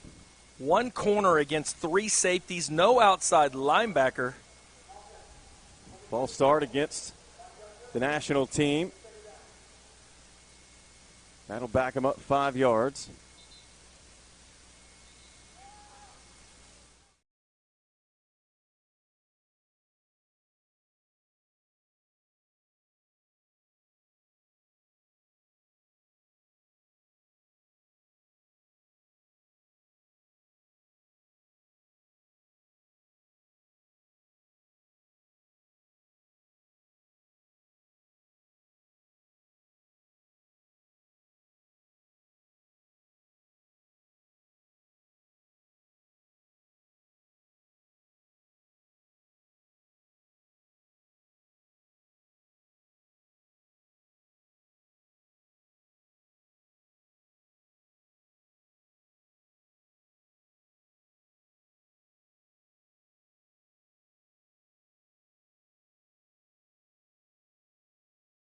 Absolutely. How many times do you see a young receiver just run and it's like, oh, I couldn't get to it, Coach? I know. You lose faith and confidence in him at that point. Pilot gave it everything he could to try to extend and make that catch just off his fingers. Could not, setting up a crucial 3rd and 14. We'll see what they do here. Trips to the high side, single receiver. Bottom of your screen. Empty backfield now for Jojo Patty out of West Oaks. Patty fires it up in the air, high throw to the near sideline, and there's another interception. Wide open up the near sideline and being dropped at about the 5-yard line. Cornelius Fuller Jr. out of Dillard High School. Went to the well one too many times. On the previous play, the safety was in the middle of the field, so Pylock had one-on-one with the corner. The American team made the adjustment, moved the safety back. Instead of spying the number 3 receiver on the opposite side of the field, the safety had one responsibility. That was cover 2, play over the top of the single receiver. Patty did not recognize the adjustment in the secondary. He should have gone up top to the 3 receiver side because they had numbers up there. He elected to come back to the single, double coverage, and just like that, the American team with a pick takes it back to the 4-yard line.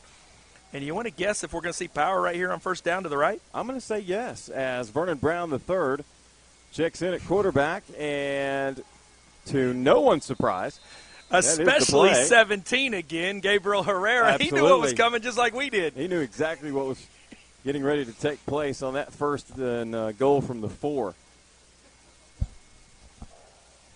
Carry that time. That's good by football Lewis Blayman IQ. Jr.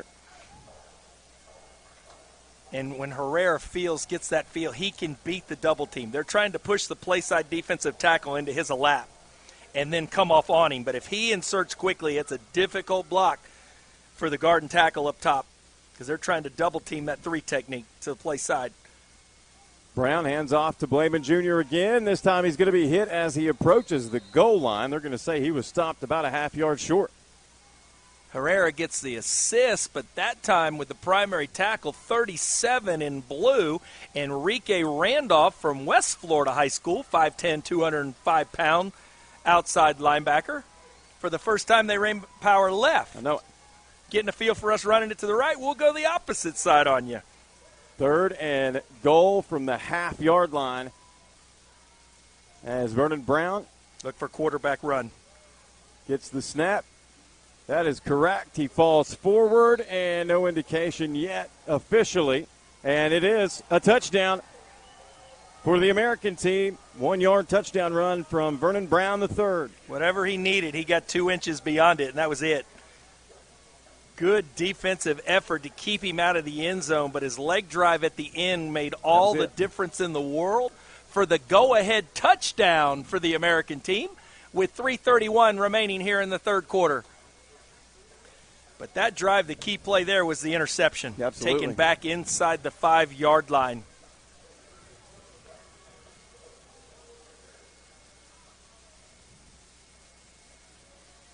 Bryce Addison on to attempt the extra point to try to make it a 7-point lead for the American team. Here's the snap. Hold is down. Kick is away. It is up, and it is good. Our score, American team 21, national team 14. Back with more of second half action here from the All-America Classic on the Varsity Sports Network.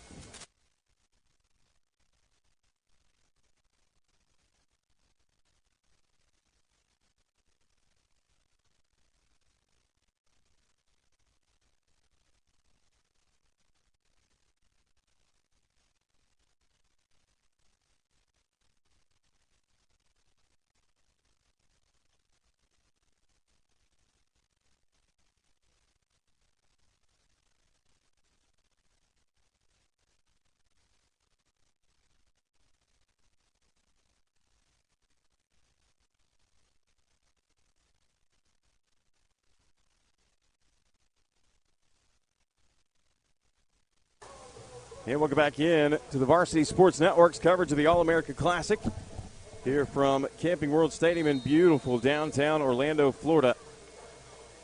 As we have a 21-14 contest, the American team wearing the white uniforms leading the national team dressed in the blue unis. And Addison set to kick this one away. Deep men for the national team will stand at the 10, 15-yard line. One returner back about the 5. And it's going to be fielded by Franklin Jr. He gets hit at the 30, tries to spin away for extra yardage. Can't do it, and that's where the national team will have it 1st and 10. And they're going to mark him at the 31-yard line. So for the first time since it was 14-0, the American team retakes the lead 21-14. They finally get it into the end zone, and we had a series of turnovers for each team, Bill, until white team was able to take advantage of the latest turnover and set themselves up from a 1st and 10 at the 5. The national team had played a clean game. Yeah. No turnovers, very few penalties. Then on that last drive, think about it. First down, they get a motion penalty. It backs them up. And then they put a pass in harm's way, 2-on-1 here into the boundary along their own sideline. They went back to the well after having the previous play, the same play, nearly caught for a big catch. They went back to it. It was intercepted. And that mistake is the difference in this football game right now. First down run loses 3 yards. We see Landon Nas from Canyon High School out of California back in at quarterback. And he's been very impressive today with his has. reads, both running the football and hitting receivers in stride. And Anquan Rodell, wearing number 15 from Miami Coral Park, a 5'7", 186 running back. 2-by-2 formation, split safeties for the American team. And here is pressure and a sack for a big loss all the way back to the 15. Nas nowhere to go. Is that 24, Jaden Flaker? 24. With the gold helmet? Yep, and 71 Scarborough in there High as well. School from Maine. 71 as well would be Ian Thomas from Chichester High School out of the Pennsylvania area. Chester going both ways. Yep. Listed as both an offensive lineman and a defensive lineman. 6'3", 295 pounds. Once again, just the size difference in the interior of that defensive front. It's going to be 3rd down and about 20. And Flaker's 21. listed as a defensive back, and they've got him at a 5 technique rush in coming off the edge on this snap. Here's Nas looking to throw, fires across the middle. Dangerous play in and out of the hands of his intended receiver. Good coverage on defense to break that one up. Kyler Cocoa Beach, junior, senior, high school, sitting in the middle of the field, trying to run the bender route with a slot receiver coming in behind the backers to the open area in the middle. Ball thrown right there in Coe's neighborhood, and he arrives. Ball arrives, you arrive. That's right. And the young free safety did an excellent job quickly getting the national team's offense off the field. That drive, you wanted an answer if you're rooting for the national team after giving up the interception and the quick touchdown. That drive went backwards, started on the 32, ended up on the 21. Reddick on for yet another punt. The American team is going to come away with great field position. Travis Lassiter and Tyler Miller back deep to receive. Penalty flag comes in as the ball hits the ground about the 45-yard line. Penalty's going to be on Dylan Baker out of Boone High School with halo kick-catch interference.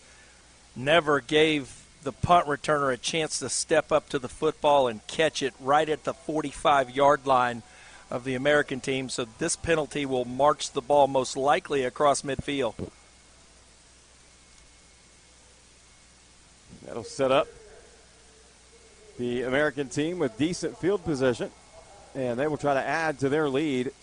And it looks like we're going to see Vernon Brown III from Valley State Prep out of Maryland come back in at the quarterback position. 15-yard penalty, Bobby. Sets up drive start right middle from the national 40-yard line. 3 receivers here to the near side. Single receiver up top with no help is the corner. Here's Brown. Hands it off right up the middle. That will be Khalil Speaks from Mervo High School out of Maryland. with the carry. Actually, I think it was Kaden Redmond that time, the H-back. Was it Redmond? Actually, it was. Yeah. You got to feed him the rock every now and then. He's been doing Redmond, a great job blocking on kickouts for most of those games on all those power plays that we keep commenting back. Instead of playing the H-back that time out of 3-back 1, there is no H. They put him back at tailback. It looks like they're going to sidecar left this time is there. Redmond, 2-by-2 formation. They have too many men in the backfield right now. Yep. Near side receiver with the help of the linesman. Lines judge gets him corrected. Brown has a man caught just outside the 30, about a yard short of the first down yardage needed. Good-looking throw. Difficult coverage or difficult pattern to cover there. You got a slot fade and a 5-yard hitch. Yep. Quarterback, it's an easy read. If I've got the fade, if I like it, I take it. I'm going to sling it downfield. If not, I've always got an outlet. That's my release throw. Excellent decision-making, sets up a 3rd and 1. Sebastian Lopez, Masters Academy with the catch, 6 foot 190. And here's Brown again. This time it's going to be a handoff. Running out the far side, getting the edge all the way inside the 25, maybe the 24, 23-yard line. Out of bounds with 11 seconds to go, and nice adjustment. They've been kicking it. That time they logged it. With the back, instead of hitting it up inside, he bounced it. No. So good adjustment by the tailback and the H-back. As soon as the 5 technique, and they didn't mark him out of bounds. That will be the last play of the 3rd quarter. We'll take a break. Back with the 4th and final quarter here of the All-American Classic. You're watching the Varsity Sports Network.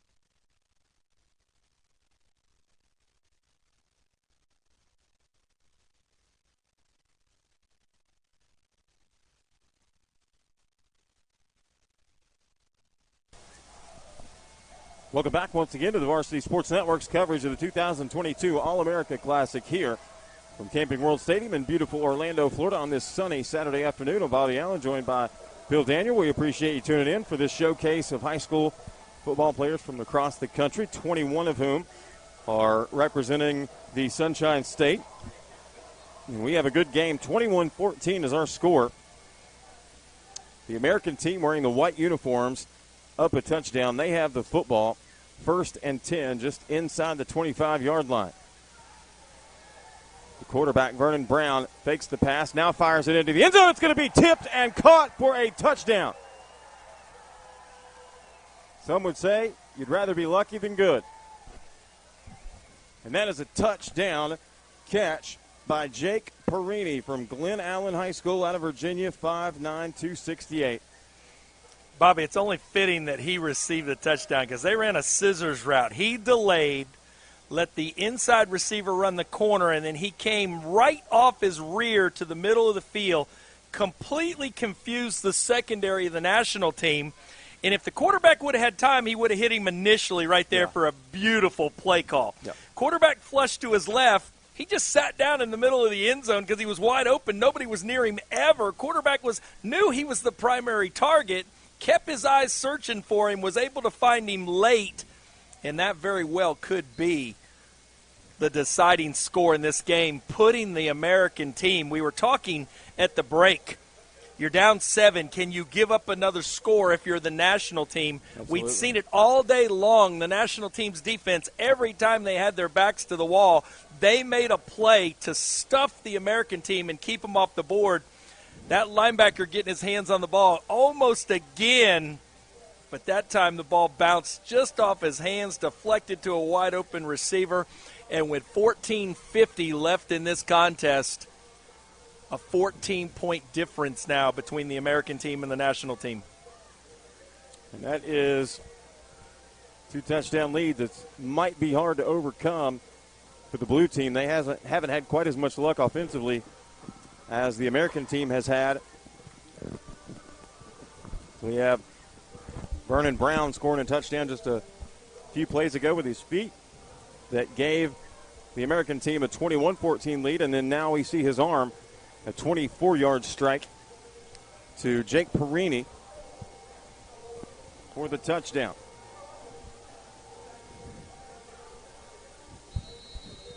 The national team wearing the blue uniforms will try once more to establish some offense and see if they can get in the end zone. They did score 14 unanswered points in the second quarter of play after trailing 14-0. Victor Georges, the deepest player back. He'll be joined by Emmanuel Franklin Jr. Here's the kick. It's going to be fielded off the bounce by Franklin Jr. Turns at the 20, reverses course, and he's going to be hit and brought down by a host of American team players. National team will have it. 1st and 10 at the 18-yard line here to start this drive with 14:42 to play in the fourth quarter. Do you stay with the run if you're the national team? Do you have enough time? 14:42 remaining. At most, you're going to get 3 possessions. Yep. You're going to have to score on 2 of those 3 possessions and score touchdowns. And one needs to be in a hurry. Assuming you can stop the American team when they get the ball. That's true. Their last possession, 2 possessions ago, an interception was thrown by Argrove. Is it Brian Bachman? It is. Bachman is from Lely High School at quarterback. And now we have whistles and a timeout called by the blue team. We'll take a break with them. 28-14 is our score. American team with the lead. National team with the football. Back in a moment here on the Varsity Sports Network.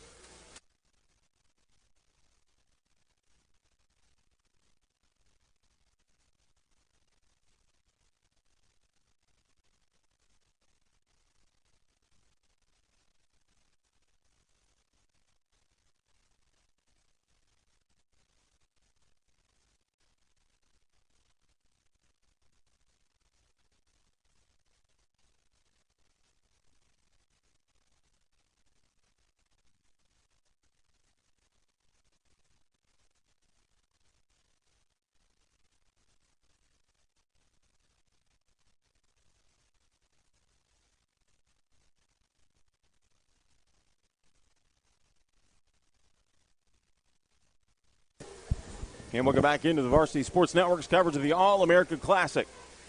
We are here in beautiful downtown Orlando, Florida at Camping World Stadium. 28-14. The American team with the lead, national team with the football. Bobby Allen, Bill Daniel, appreciate everybody tuning in for this day of football at 4 o'clock. We will have the Tropical Bowl coming up here on the Varsity Sports Network featuring college players from across the country. Here it is. And Bobby, many people might be wondering, why do you burn a timeout before you snap it on first down? The reason why they did was the American team for the first time today came out in cover 1. Straight man coverage with a free safety deep. The play called then, they called timeout so they could put their slot and find the outside linebacker. That's the best matchup, and then they ran a crossing route against him. So I understand the reason for the timeout. I understand the play call. Excellent decision. Trying to run smash now. Here's Bachman, throws it to the near side, and it's going to be caught and then dropped for an incomplete pass. He'd like to have that one back, wouldn't he? Kenton Rikerson Sr. out of Mainland High School. They're trying to run a smash concept. So the outside guy runs a hitch, the inside guy runs corner. The way you teach your quarterbacks is this. If you want to throw a corner route, you have to see the corner. Rikerson playing corner bailed on that. He should have come off immediately to the flat. He tried to force it, and that's why Rikerson looked like the pass was intended for him. Sure. Any quarterback, when you want to throw a corner route, you've got to find out where the corner is. If he drops, you have nothing there. You've got to check down to your underneath route. Brian Sexton was the intended target. 5'11", 175 wide receiver out of Northside High School in North Carolina. Back to zone coverage, too high this time is the American team. Bogman still in there at quarterback, has Encinas in the backfield. Pressure comes, and he's going to be dropped and sacked for a loss back at the 15-yard line. And that's where it gets really hard, Bobby, because the play call was to attack a man defense. They'd seen man early on in this series, so they had crossing routes, they had crossers, they had digs. They went a pin concept here with a post dig, trying to set up crossing routes to attack man coverage. The American team just sits deep in zone, threw a blanket over the top of everything, and that chess match that time on that snap was won by the team in white, the coaching staff in white. No doubt. Number 24, Zachary Revere from Riverview Senior High School here in Florida with the stop. There will be a penalty here. They catch Travis Laster out of Rains High School, the corner with a hold. Laster's positioned up top on the far sideline, currently on the 40-yard line. He had the outside receiver to his side. They catch him with a holding call, which gives the national team an automatic first down, new life for the team in blue on this drive. Bachman stays in at quarterback. He will have Emmanuel Franklin Jr. in the backfield. Two receivers split each way. Handoff goes to Franklin. Looks like there was a little bit of a bobble there during the handoff. Ian dropped Thomas, for a yard loss. Once again, 6'3", 295 out of Pennsylvania. He was eyeing the mesh. He was at the tailback's feet as he received the handoff. Running back able to get back close to the line of scrimmage, but that play was blown up immediately by Thomas out of Chichester High School in Pennsylvania. Bachman and Edgar Encinas in the backfield. Two receivers split each way again here for the national team. Second down. Here's Bachman, looks to throw. Now forced to run as the pocket collapses. He's going to be tripped up as he crosses the 35-yard line. Gets down to the 39. It'll bring up third and about 6. Think about this, Bobby. Your two interior techniques go 290 and 295 right now for the American team. I think they can two-gap on run, which we've seen. Play both gaps inside, both the A-gap and the B-gap. They're so strong and so powerful, and they are able to get a push in the pocket. Same formation. Look at the slot receiver again to the field, Bobby. There's your matchup. That's it. Bachman goes that way, has his man, caught, makes a move at the 45, sheds a defender as he gets to the 40-yard line.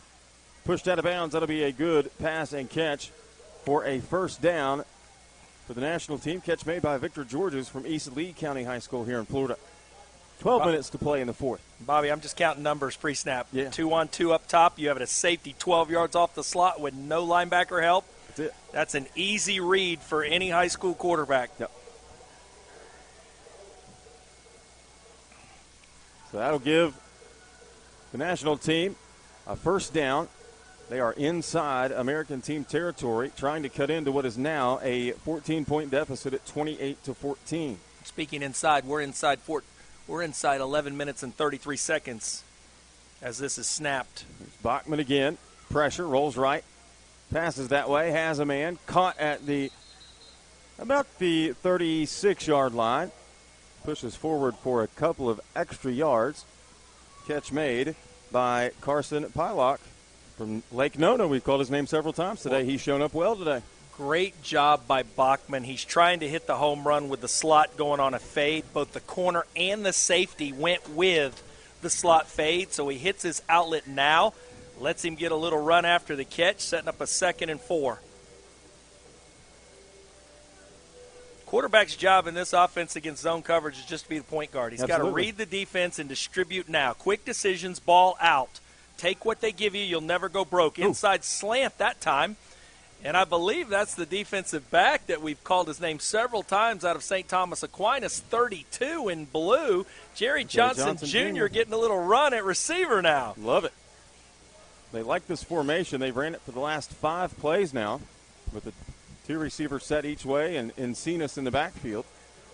We'll see if they make any changes here as Bachman gets the call from the sideline and makes his way to the huddle for the national team, who trail 28-14 to the American team. Formation into the boundary once again. Putting pressure on the defense to adjust. We can see defenders running all over because they can't identify the strength. Here's Encinas with a handoff, hurdles a defender, makes his way to the 30, and a flag comes in right in the middle of the action. Looks like it's going to be a potential face mask, Bobby, which will move the sticks once again. Second time on this drive, a defensive penalty has moved the sticks. Yep, that's going to be another big penalty, as this will move the football half the distance. Ball was on the 29, so they have to go half the distance to the 14 and a half.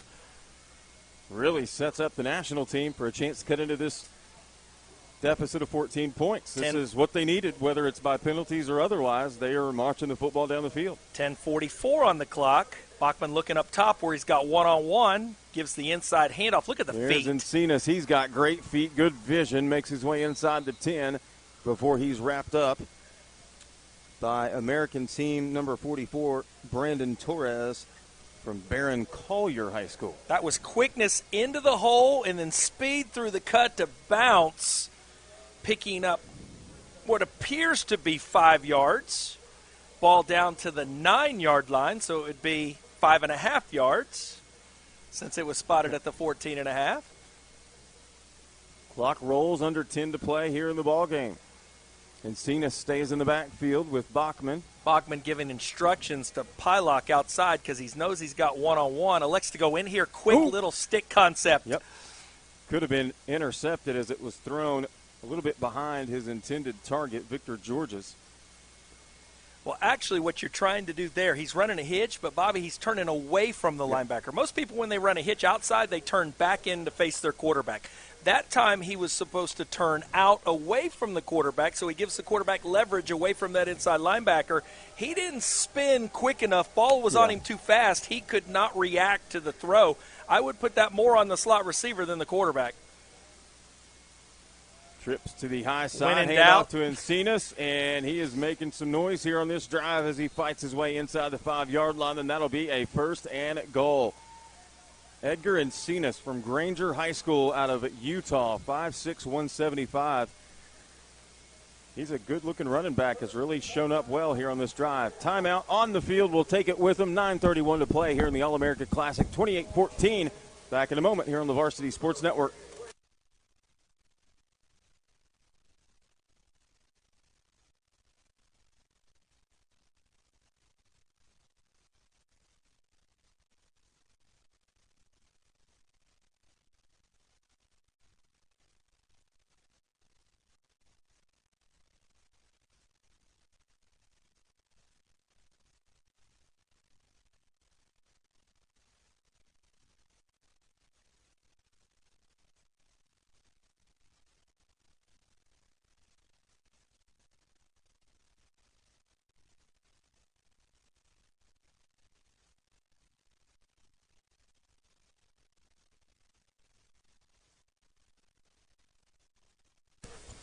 And we'll go back in to Camping World Stadium here on this beautiful Saturday afternoon. Bobby Allen, Bill Daniel here bringing you the All-America Classic. It's been a good one right now.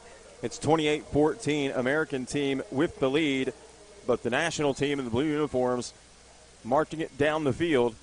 If you're a bad man, who's getting the ball? I was thinking Encinas, but Bachman's going to keep it, and he's going to fight his way in the end zone. Quarterback keeper for a touchdown. That'd be a great job breaking your tendency, right? Yep. Defense keying on Encinas. Let him be the lead blocker and let him escort Bachman right into the end zone.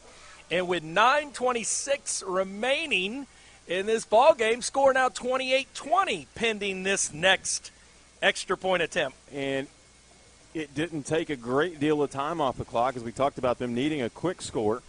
You still got plenty of time left with 9.5 Well, here's the remaining. difference. In many states, they play 12-minute quarters. Sure. We're playing 15-minute quarters here. That's right. That extra 3 minutes makes a huge difference in long terms time. of play calling. Look at the defense on this one. That's it. Just hang out. And this is what kills most people. He's going to get a chance to go spot this. Watch. Absolutely. He's going to get a chance to spot this, and they're still going to get an attempt to kick it. Yep. And it's good, It's ladies good. and There gentlemen. it is. I have been in all-star games coaching where the opponent has done that, and you just sit there and cringe and say, how is that possible? You're rewarding them for having a bad snap and hold. That's right. It doesn't make sense to me either if But you're questioning this, especially if your child is playing for the American team right now, or that's the team you've decided to root for today. You're probably wondering, this doesn't make any sense at all. You just rewarded them for making a mistake. At least it should be dead if they can't snap it correctly. I get that. But the reasoning is they've only had a limited time to practice together, and special teams is the phase of the game that gets the least amount of practice time. Yeah, that's true. So we all have to deal with it. You know, if you think about that situation right there, had that been blown dead, how big that could have potentially been in the outcome of this game with a 28-20 scoreline. Blue team is now within a touchdown and an extra point of tying this game once again. A lot of people out there still shaking their head over that one, though. They are. And I completely understand. Even the defense was shaking their heads. So the American team will get another opportunity. Zamarion Smith from Wakulla High School in the backfield, along with Travis Lassiter. Well, is it safe to say for the young Reddick as the kicker, is that probably the longest in terms of time, not distance? Ever. Extra point ever in his career? Here's Lassiter, takes it right up the middle, crosses the 25. He's hit, plows forward, keeps the feet moving, now across the 30, still on his feet at the 35, and finally pushed out of bounds at about the 36-yard line. That brings the fans to life across the way here at Camping World Stadium. Keep in mind with an understanding, though, the reason why he's still on his feet is they were trying to strip the football instead of dropping. Yep. They've been their defense right now as they take the field. The national team, the kick coverage team, they've been coached at this point, instructed, go after the football. It's a precious commodity with 9 minutes and 11 seconds remaining in this ball game. That's exactly right. The American team will have it 1st and 10, and we will see Tyler Douglas back at quarterback out of Ocean Township High School in New Jersey. Motion coming across. Today. Counteraction in behind the pullers. Short gain of 1.5. We haven't seen a great deal of Jaquez Frederick from White Knoll High School. He really put on a show in the first quarter, helping the American team take an early 14-0 lead. And I like that. We saw Ray Graciano from Cypress Creek High School here locally make an incredible catch for a touchdown in the second quarter. Well, he goes both ways and is playing defensive end. He took the pullers on and still was able to make the tackle solo himself. Outstanding job by the 6'1", 230-pound 3 technique on this snap. Bad snap, hits the ground. Douglas goes for it. 2 national team players miss it. Finally recovered by the American team. It'll go for a loss all the way back inside the 30 to the 29-yard line. Douglas took a shot, too. Both of those national team players landed right on top of him as he reached out for that loose ball. On the American team's last touchdown, when it hit the linebacker's hands and then bounced into the receiver's hands for the score, you mentioned it's better to be lucky than good. That last play is another example of your comment. That ball easily could have been recovered by the national team, and just like that, we could have seen the blue offense on the field trying to tie this game. Absolutely. Do you put it in the air now in harm's way with the way this drive started out? Oh, it'll be interesting to see what they do. National team playing zone. Frederick in the backfield. Man comes in motion. Douglas looking to Slip throw. Screen out the backside. Catch is made, but right back into the teeth of the defense and down at the 30-yard line. Usually when you see a slip screen, you get your lineman out in front of it. That was solo. He ran it by himself with no help from his offensive line. A pickup of 1. Outstanding stop on that drive. Getting the American team off the field in 3 quick snaps. The national team right now, 2 returners back for this kick. Jerry Johnson Jr. out of St. Thomas Aquinas. We've already featured his partner to his right, Emmanuel Franklin Jr. out of Riverside Academy in Louisiana.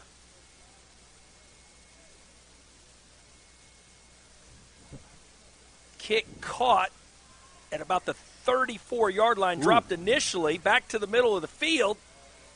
Good concentration there to pick that one and back up after it hit the ground. And the national team will drive start with 6:26 left from the far hash at their own 40-yard line. 60 yards to pay dirt. Now, we saw in the last possession for this national team, it was helped along by two very crucial penalties, one a 15-yarder and one obviously a half the distance to the goal inside the 30. And this is where it gets tough. They may not get that lucky this time. And you've asked me several times today about coaching in an all-star game. At this Sure. point, you want to win. Yeah. And you have to manage emotions and feelings of your players. Yeah. You don't want to play favorites. You want to make it equitable where everybody gets the same shot to showcase what they can do. Sure. But this is crunch time. Absolutely. So you might change your tailback rotation, your receiver rotation, or your quarterback rotation to give your team the best advantage to tie this game right now. Well, they're going to put Encinas in the backfield, who we saw do a lot of work on the last drive, and it's going to be Cameron Davis-Roberts. Slot receiver here, Bobby. Absolutely. This is your target. Encinas is going to get the handoff, trying to run to the near side. He's going to be bottled up and taken down for a loss on the play. And that's the evolution of the RPO game.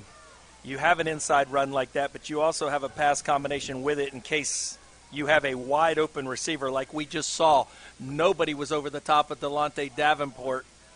A lot of teams mid-season and gets back to it. You're coaching in an all-star game. Mid-season, the quarterback has the free right to deal that quickly out to Davenport and let him go to work because he was uncovered. Number 52, Zane Repine from J.M. Tate High School here in Florida with initial contact getting into the backfield. Interesting, Bobby. They take Davenport, who played the slot receiver last time. They have him in the backfield this time. Could this be something special for him?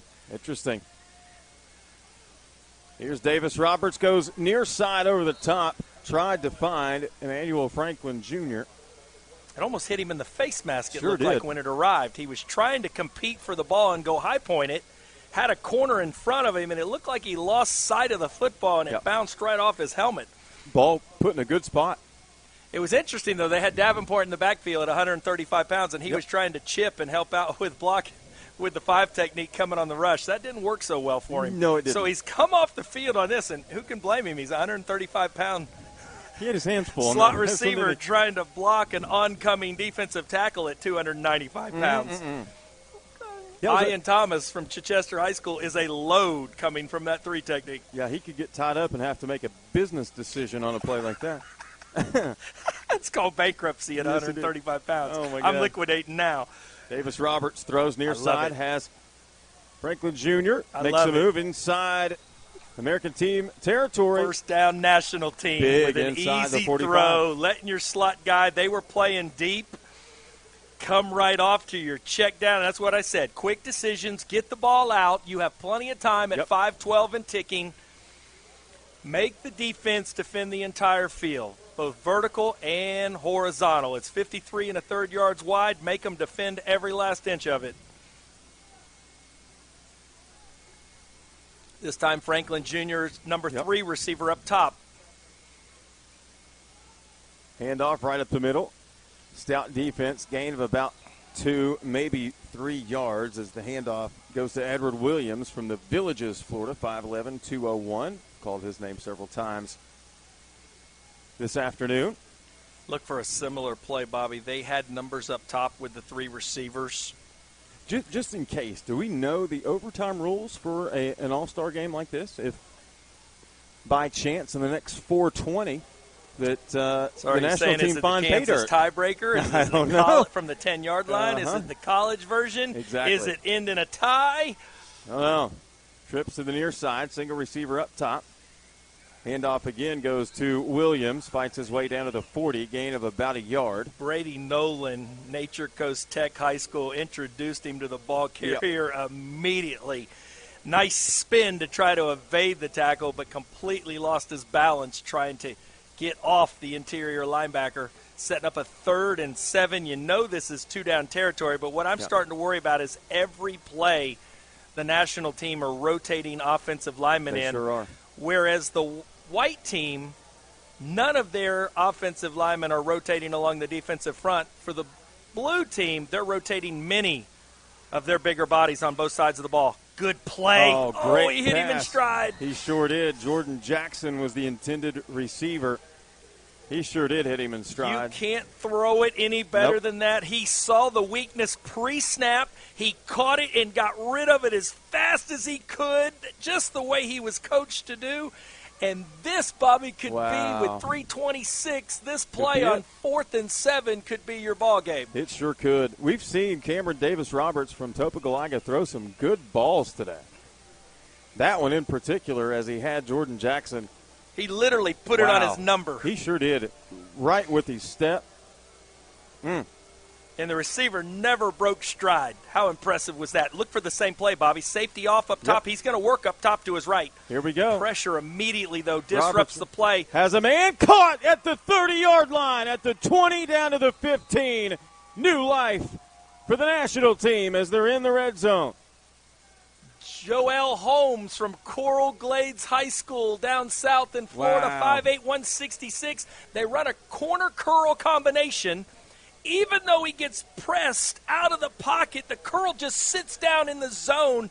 Everybody in the secondary had eyes on the scrambling quarterback, and you tell your quarterback, don't throw it back against your body. It's a difficult throw. He did it, and it was the best throw of the game for him. Sure was. First down at the 16-yard line, 2:48 and ticking. Here's a mishandled snap, and Davis-Roberts has to fall on it. It's going to go in the books for a loss of 5 yards, set up 2nd and 15. Khalil Speaks is coming hot off this edge. Yes, sir. Jaden Flaker is coming hot off that edge. They better block those outside 5 techniques, or they're going to have a difficult time getting the ball off. We see Jerry Johnson Jr. from St. Thomas Aquinas, number 32, primarily a defensive back. He's going to come in on the offensive side of the ball and set up at wide receiver on the near side. The Nationals tackles have their hands full at this moment. They can't help inside. They got to block the edge rushers.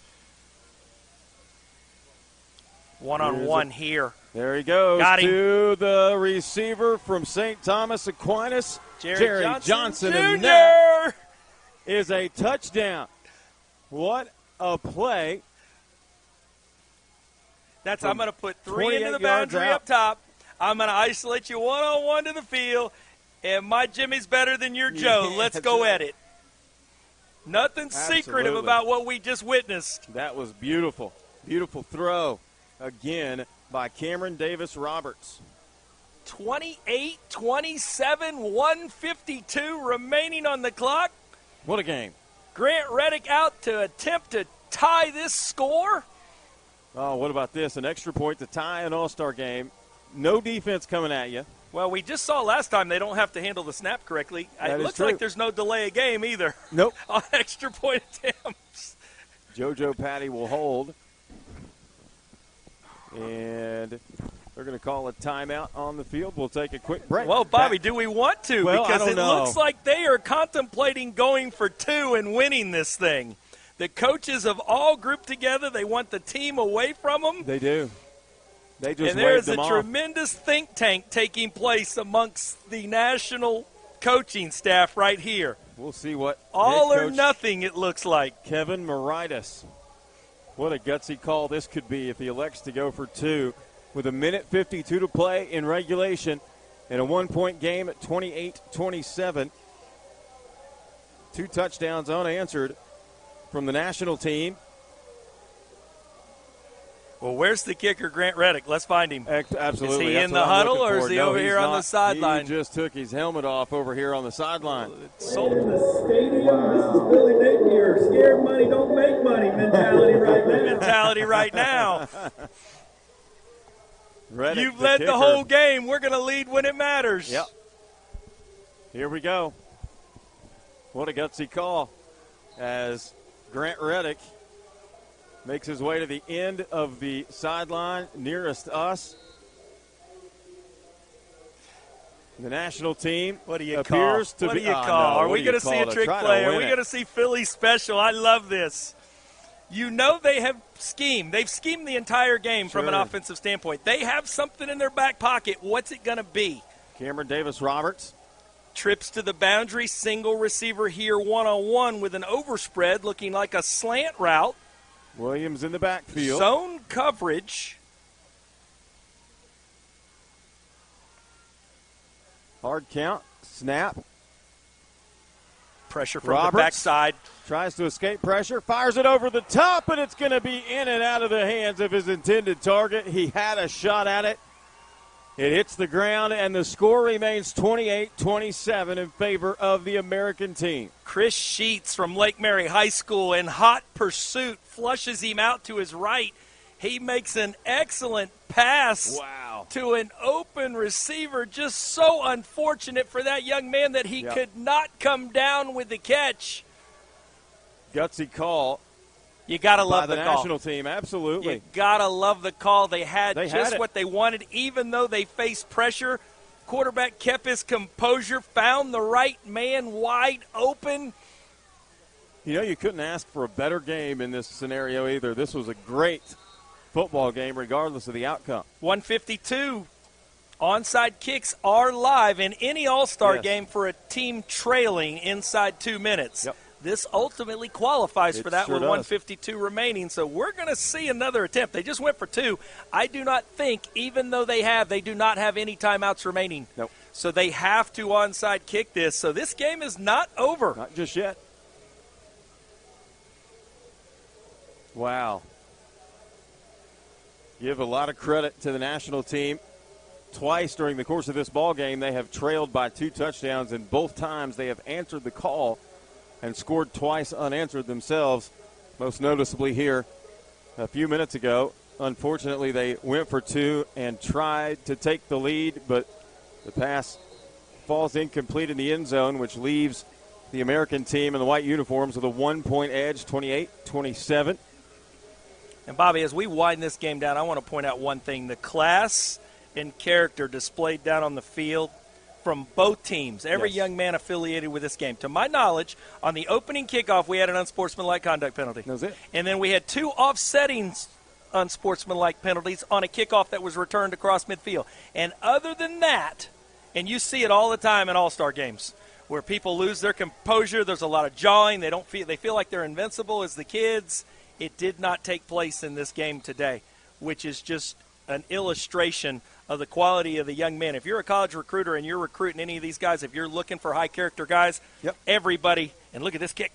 Oh, they were offsides. They sure were. Flag comes in on the near side. They were offsides, but we have a lot of high-character kids that have been involved this week in this game on both teams, and I just wanted to make mention of that before our broadcast ends today. Great because it's just been class all across the field today, and that's just a thing of beauty to watch from my perspective. It sure is. These 2 teams and all players representing their schools and their states very well, as these kids have come across the country and spent several days here in Central Florida getting to know each other, getting to know the coaching staffs, and to put a product like this on the field, as you mentioned, the class and character of these young men, and obviously the performances on the field have been very desirable in a 28-27 game as the American team tries to put it away. We saw a bad snap last series, and they're in the gun still, and he had to jump for that one. Hand off to Franklin. He's going to fight his way forward, still on his feet, all the way down inside the 25 to the 23 before he's brought down. And when you try to tackle the ball instead of tackling Franklin, that's what happens. Yep. Franklin got his one play. He's brought off now. Another tailback into the mix. That'll be Louis Blamo Jr. from North Mecklenburg. 1:24 and winding on the clock. And as you can see, the American team is in no hurry. No play clock in the stands that's operational. It shows 0 in the far corner. Tyler Douglas gets the snap, handoff to Blamo. He's going to run it straight ahead. Gain of maybe a yard to the 22. Clock continues to run, now under a minute. At 53 seconds to play here in regulation. One more snap, Bobby, and this one's over. Yep. All they will need. They will not need to take the snap on 4th down. As you said, they're going to take their time. 40 seconds and winding. Yeah, this has been a great game, great sportsmanship from both teams. Just a quality atmosphere on a beautiful day here in Central Florida. And these kids being given an opportunity to showcase their skills one more time here as that play is blown up. Derek Miles, I believe, was it 5? Yep. Derek Miles on the national roster from East Lee County High School in Florida. 5'6", 165 as a linebacker. That's wild. Coming hot through the B gap, making the tackle in the backfield for the loss. 2 seconds, 1 second. Ladies and gentlemen, we hope you've enjoyed our broadcast today. This game is officially over as the American team celebrates on the far sideline. Bobby, I've enjoyed it. We haven't done a game in a couple of months together. It's great being back in the booth with you. It's always a pleasure for everybody associated with the Varsity Sports Network here today. Thank you from our producer, Ontavius McCullough. We've got Bobby Lapmore in the house, Dan LaForest. Everybody is here. D was even working. D Hobbs was even working a camera at one point earlier when I looked up. We just appreciate everything that you do for us to allow us to bring these broadcasts. You make Bobby and I's jobs easy. Absolutely. It takes everybody to make this happen every time we take a seat at the stadium. And as you see the teams, Bobby, congratulating each other. Yeah. There's no losers down there. I don't think there's a kid that walks off that field today that doesn't feel good about themselves. They were able to showcase what they could do, their capabilities, their talents as an athlete. Hats off to both staffs for doing a tremendous job with their schemes. And then not only drawing up their schemes, but effectively attacking what the opponent was trying to do to allow their young men to be successful. Quality coaching staffs on both sides of the field. We hope you've enjoyed our broadcast. Remember, at 4 o'clock today, we got the big boys from the college level, D1, coming into this very same stadium, and we'll be back on the call to bring you that one as well.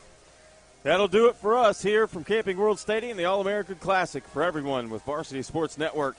We appreciate you tuning in as the American team defeats the national team 28-27. Stick around, 4 o'clock, Tropical Bowl right here on your home for high school sports. This is the Varsity Sports Network.